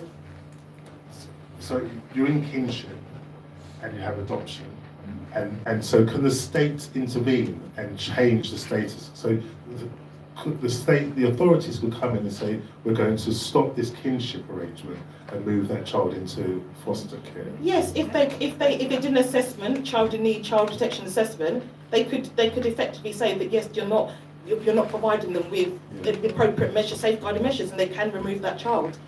But that's the same with adoption as well, or any family, to be quite honest, not just kinship. The state can intervene where a child's safeguarding needs are considered to be not to be met.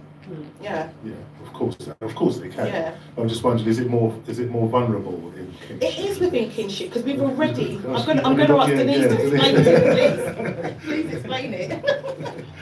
I think what happens is that when you have regular foster carers, so they go through the same assessment as kinship carers, and they access lots of support from the local authorities, and they get monthly trainings and all of that. So when you're in a kinship placement, or they call it connected persons, in that placement you are looked at a little bit more hardly because they see you as you're a family member.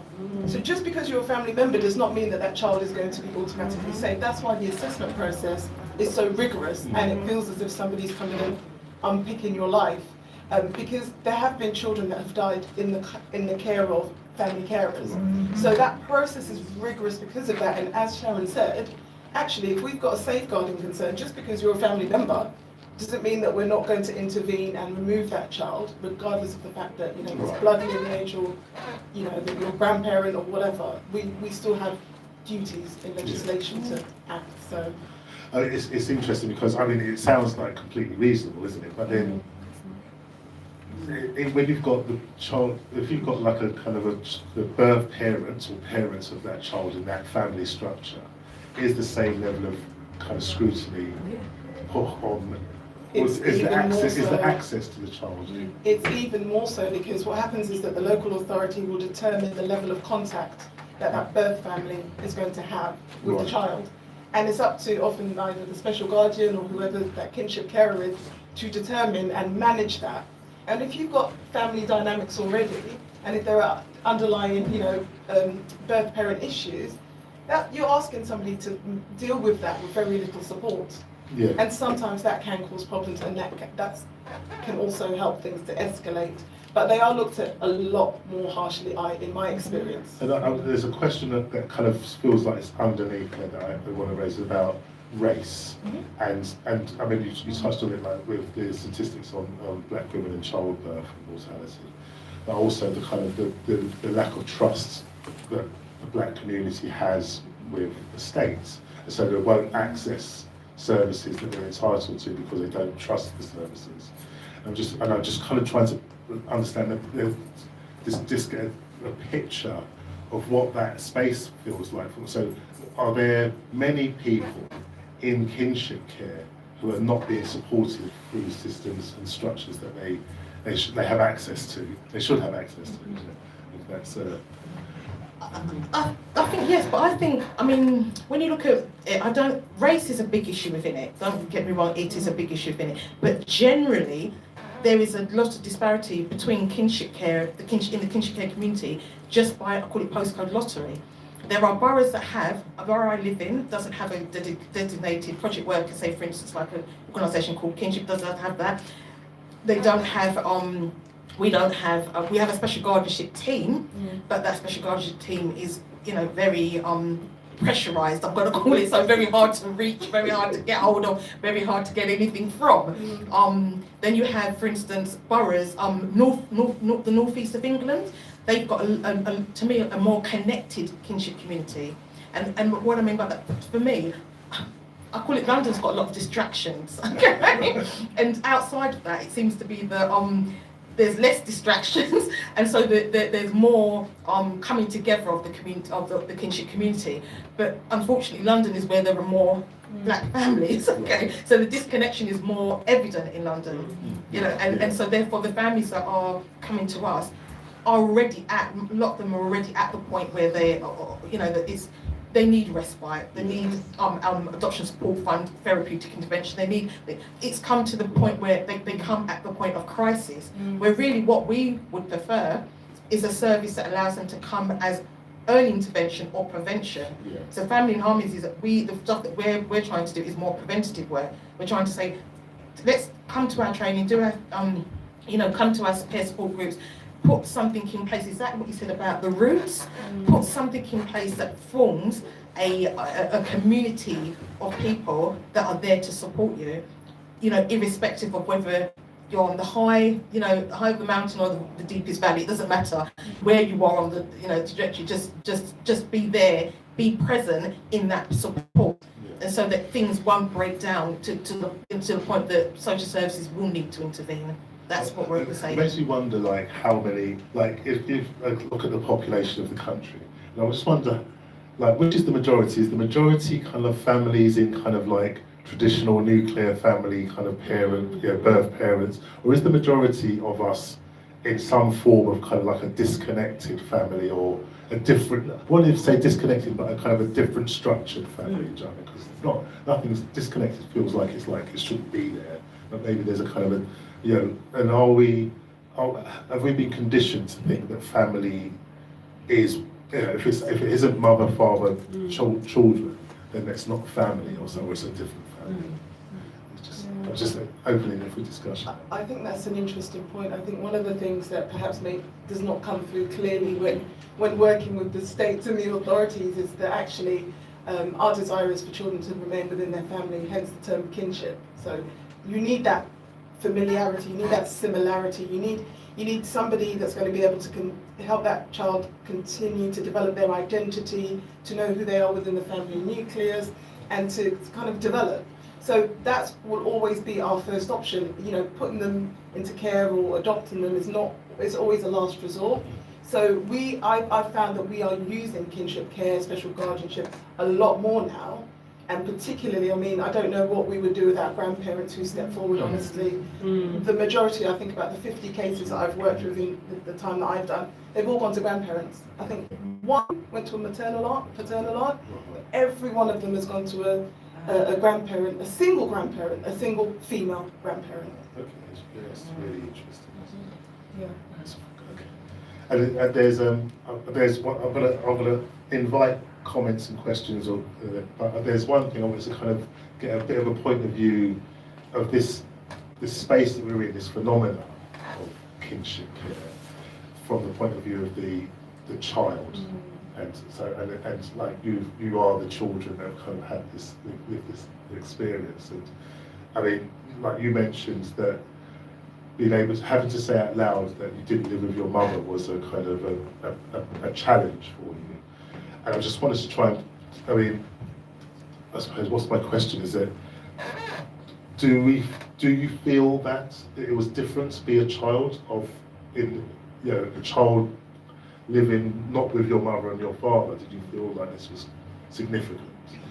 Well, for me, I was born in 1970, a long time ago, and into a white, rural, working class family in Staffordshire.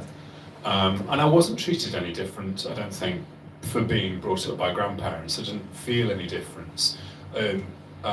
Some of the people I've interviewed in America and here, there was a difficult relationship between my birth mother and her mother, because I think but that could be just particular to my circumstance, but I have heard this since as well, because the inter-family connections because effectively the grandmother almost infantilized the mother who'd been traumatized anyway because of the whole thing of my conception and all that kind of thing. So there was a real tension within the family, but externally for me it wasn't such a big deal that I was brought up by my grandparents and that in a way. Yeah, I think there was quite a big difference for me. My gran was like from a different era. She was from a different world. So she seemed like she was from the 18th century, and I was born in the 70s like you. I mean, she was, you know, because you don't really get the old folk like this anymore, and God bless them. But she was not, you know, I wasn't allowed to wear earrings, jewellery, I wasn't allowed to have my hair straight, and I wasn't allowed to wear trousers, I wasn't allowed to go out. So there was a lot of difference between me and my cousins of the same, my grandmother's children, my cousins, were living a completely different. I grew up, I ate hard food, rice and peas, chicken. Do you know what I mean? I went to school, I was like, what is this? Beans. What's that? Is that really potato? I came with my flask with rice and peas and chicken in it. I was getting out rice and peas. People were asking me for dinner. That was the funny side of it. But the unfunny side of it was like, you know, one of my Auntie Jenny, who's out there, buying me a pair of trousers that she bought, and she went, Mum, you've got to let her wear them. And Grandma took them, and then was like, you're not wearing them. And sneaking them out into the hall, you know, that bit in the flats, where you go to the stairwell, and getting changed and stuff like that. I knew I wasn't having the same kind of, you know, Did your gran and her children did she have the same harsh relationship? Yeah, and they would try to advocate for me a little bit, because they were like, yeah, that's where I suppose the kinship care goes more just from the one person who's even taking care of them to the whole family, because even though they, you know, I've got lots of things to, you know, maybe explore about my family in different ways. I can see that was a thing where you'd go and stay with your auntie and you'd have some breathing space, you'd wear some trousers and put some, you know, put a ring on, you know, and stuff. And I remember my Auntie Jenny really going, you know, she really, really wants to get her ears pierced, and she is 13, and everybody we've been and really battling with my granny to get my ears pierced. So there was a big difference. I think if my family had been tighter, it wouldn't have mattered so much. And so did it make it, for you, did you grow up feeling, I've been brought up by my grandmother? Did you feel like you'd been... Yeah, and by the time I was 14, I left and I put myself in care further. Right. So in a way that, because there wasn't the support, I did have a social worker, and she tried to support, but I think it might have been different if I'd have had a black social worker, maybe, to understand the complications of the family structure, because it was, you know, yeah, it's complex, isn't it? You know. But you paint a different, because I mean, actually, you could say the same sentence. I was brought up by my grandparents, and had a different tone and different kind of... The only involvement that social workers had in my circumstance was way before I would remember. I was beyond, but because I was formally adopted, which is very unusual for grandparents to do that, probably because there weren't those kinds of special guardianships, wasn't a thing then really, is that was done, the case was finished. Right. So, and I think at school, you know, I was it was a very scared child actually. You know, I behaved really well. So I think I was never a problem child. I was a bit of a nerdy swat with a bowl cut. Do you know what I mean? So I wasn't a trouble. Yeah. So I think I wasn't seen as a troubled child. I think I internalised a lot of those things that perhaps I'm only just letting out. Well, I probably let them out through most of my adult life, but that's a whole different story. But one thing I was going to say to you is that one of the things that we notice about each other as Nan kids who are from totally different backgrounds is that we're both, well, I'm a bit of an old cockney nowadays, but growing up I spoke really well, but growing up with a grandmother, and even though people go, oh, you know, she's, you know, boss or bossy or whatever, they always go, oh, she's really respectful. I'm really respectful to older people and everyone. You can't, it's like something that's innate, and Leon's very similar. we do a certain thing, we behave in a certain way, and there's a picture outside of me at 12 and I look about 20, but 13 I could get into a club. There's something older about me, So, I think. So you say that you have lots of respect for your grandparents? He's got his grandchildren. Highly respected by your grandchildren. I respect you. That's great. So Pygar, but your experience is different. So because you was adopted already, like you said. Yeah, I was formally adopted by I would say it could have been grandparents' age because that's why they couldn't adopt in the UK. So obviously just piggybacking onto the 9 kids. But yeah, like my mum passed away during lockdown and she was, I don't know how much contact it is. It was about 85-ish plus. And when you think about the age, like, I know I look good, but I'm 45. So like, I'm still, so like, she was an old parent even in that case, do you know what I mean? So they was very respectful to their older people. I always had black boyfriends, which they didn't like, so they used to drop me off at the end of the road. And then the next morning, mum would wake me up and say, "Why did a black man drop you off?" And I was like, "It was done up." No, we saw. So I had a good upbringing. I was spoiled. I went on foreign holidays, everything like that. But when I started going to go out with my friends and they wasn't the right colour, do you know what I mean? It got into the situation where we've always treated you as white. And I'm like, have you seen my face? You know what I mean? So it's like, and to them... So, but your parents... were white English. Were white English adoptive parents. So I had it yeah, that they and were so fine, it was just, it kind of shocked me because I was like, but if somebody sees let me me... just go on a rewind. They said to you... We've always treated you as if you're white. Wow. So it's like, when somebody sees me, even as a manager of a shop, they're like, "Can you speak English?" I'm like, "Are you mad?" Like, I'm a manager of a shop, it says on my badge, and you're asking me, like, if you went to my white colleague that I just employed yesterday and said, "Can you speak English?" It's not a relevant question. And then my husband was Nigerian, my best friend is Jamaican, and I come out with broken English in every, like, Nigerian, Jamaican, and like they look at my face and they're so confused. And then when I have an interview and I'm at work, I have my English accent. And then when a Nigerian old lady comes in, I switch. And they're like, "Oh my God, my sister." Versatile. Yeah, versatile. But then I have to show them a name badge because they think I'm being racist. So I've got Payagan Odunukwe is my name. It's Thai. This is my English voice. And yes, I can speak Patois. You know what I mean? So it's a bit of a combination. But I had a very good upbringing. So when I had heard all these stories, it makes me feel kind of like sad as well. Like I've not been able to embrace my culture, but I was lucky. Do you know what I mean? So. Cool. You know what? I've got so engrossed that time flies.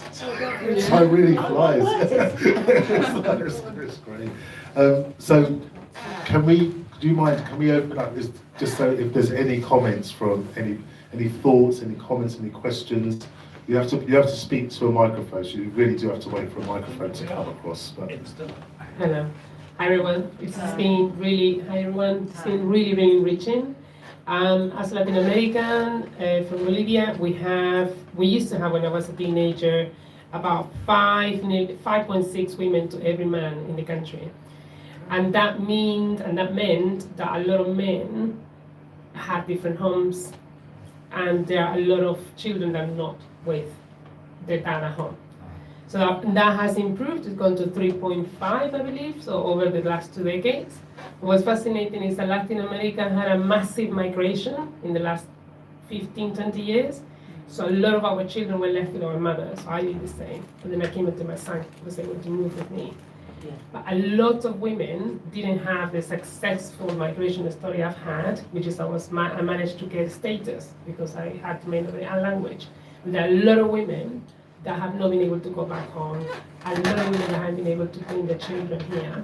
So we have generations and generations of women who are not being able to see the children, not able to bring them here, and they've been raised with them. And some of those children not knowing who their mother is because they left for economic reasons.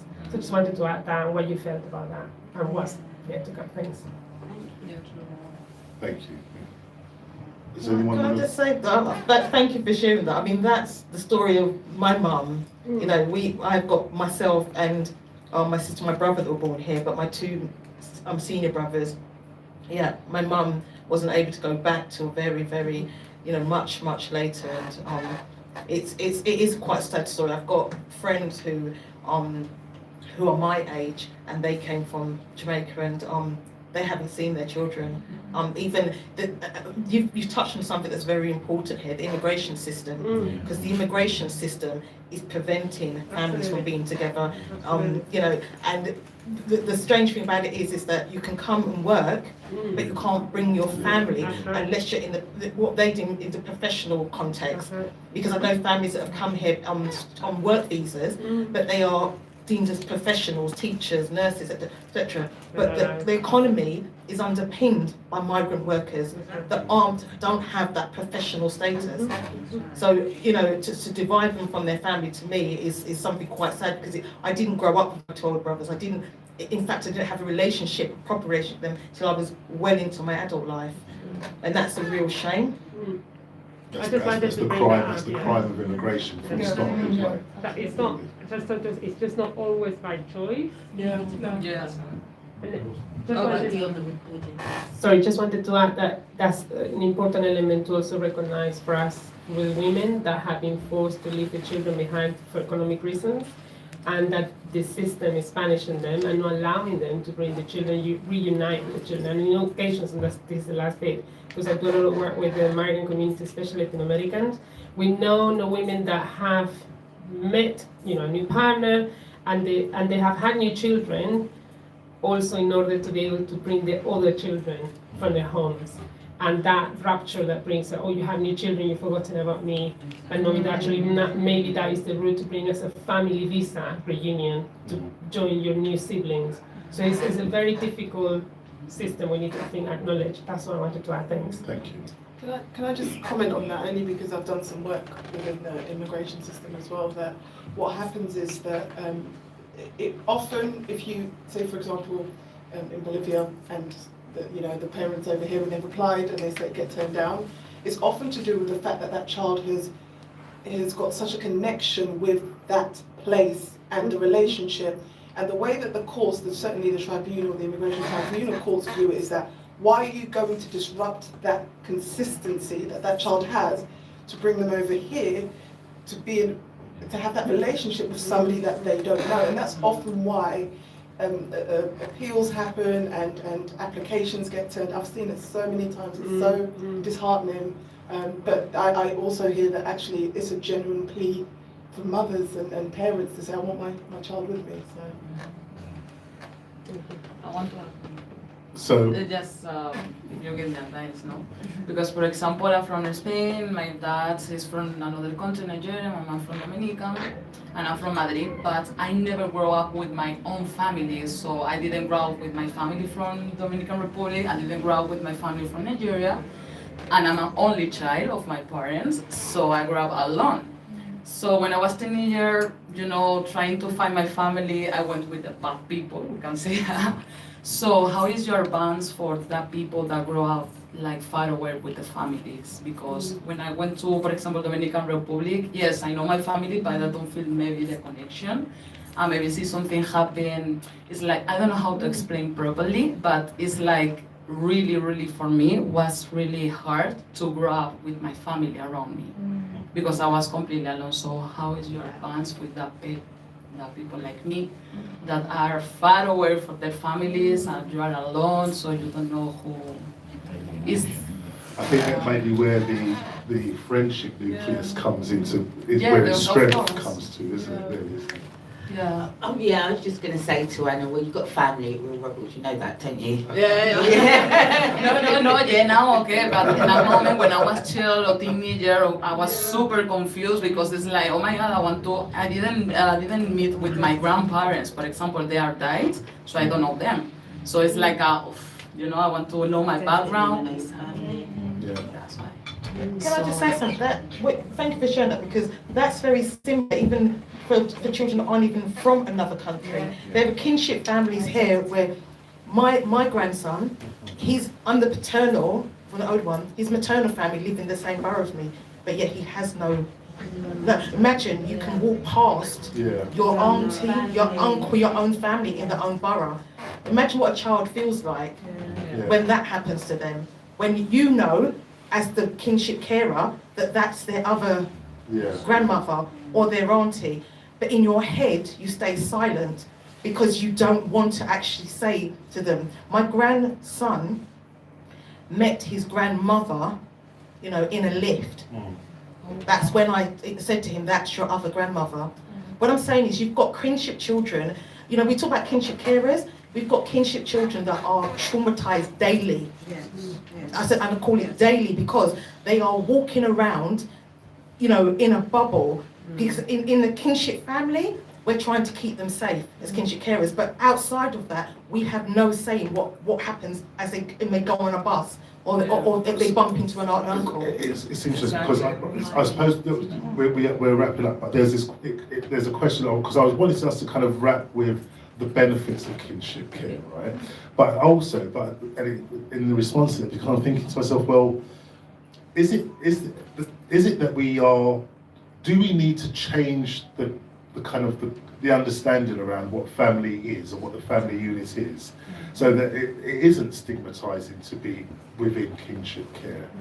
I mean, because what I'm trying to work out, what's the safeguarding need? Why is it if I'm being brought up by my kin, why is it that I shouldn't know my other family members? Is that, I mean, it's not that we don't want them to know. I would love to have the maternal side come and help me so that I don't have, the added burdens that sometimes I feel I have. You talk about the benefits of kinship care. When my grandson came to me, my older grandson, I didn't realise he could play football.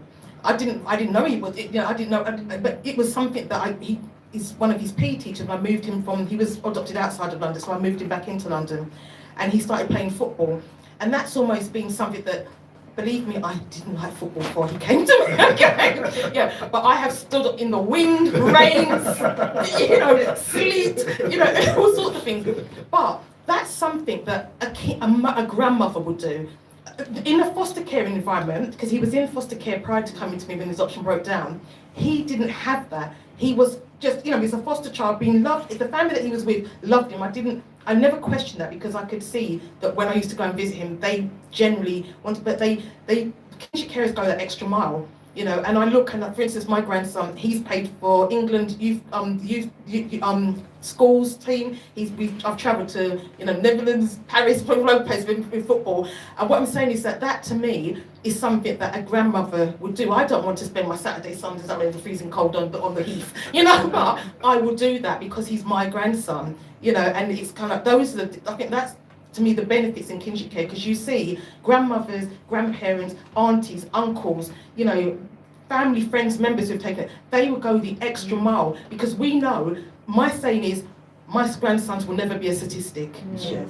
And that's it, yeah. Because we're on the last minute, I'm going to ask for a really short couple of words of benefits of kinship care. I think Sharon's already said it. It's the going of the extra mile, and also I hear her saying all the time, I don't want my grandchild to end up in care when I'm here, and I look back and I think I could have helped. So that for me is what the benefit is. Thank you. Couple of words, or? You asked me. Well, I was just thinking that one thing that strikes me is that kinship care, we talked about it in relation to children and being looked after, and I know a few people who are looking after the mothers now. A friend of mine's got a 92-year-old mother that she's living with, and I think that is, kinship care may be reversed the other way, and that's important to look at. And one of the reasons, the benefits, I don't know, I think there can be different situations. There's usually something wrong why a child isn't with their parent, whether it's economic or a breakdown, mental health, whatever it is. But the benefits of doing kinship care, as somebody who gives kinship care, is that the person, no matter how it turns out, is always going to there's going to be an appreciation maybe at some point that that care was given, or even if it isn't, there will be the knowing that you did it. I think a lot of people who do kinship care don't always get the accolades that they deserve, even from the people that they're maybe caring for. I think if you're doing it, I think some of us have done it and maybe feel like we've been drained or whatever, but I think stand tall, stand proud, because it's good to care, and it's good to care about your kin and those around you. Thank you. Sorry, One last question. The last one. Yeah. I am Indian. Very good. Well done. Give your mic technique. Give your mic technique. Well done. Leon had one.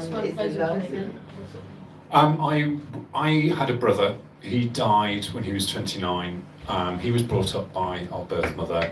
I was brought up by my grandparents. And you can get into, I'm not getting into the judgments or anything of anybody's ability to parent or anything, but the great advantage that I had was three things really: safety, security, and love.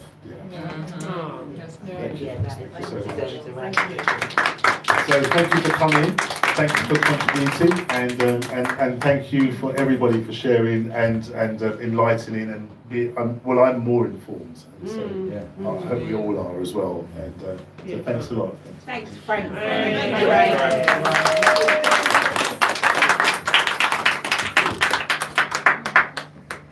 My Door open, huh? warm in the house.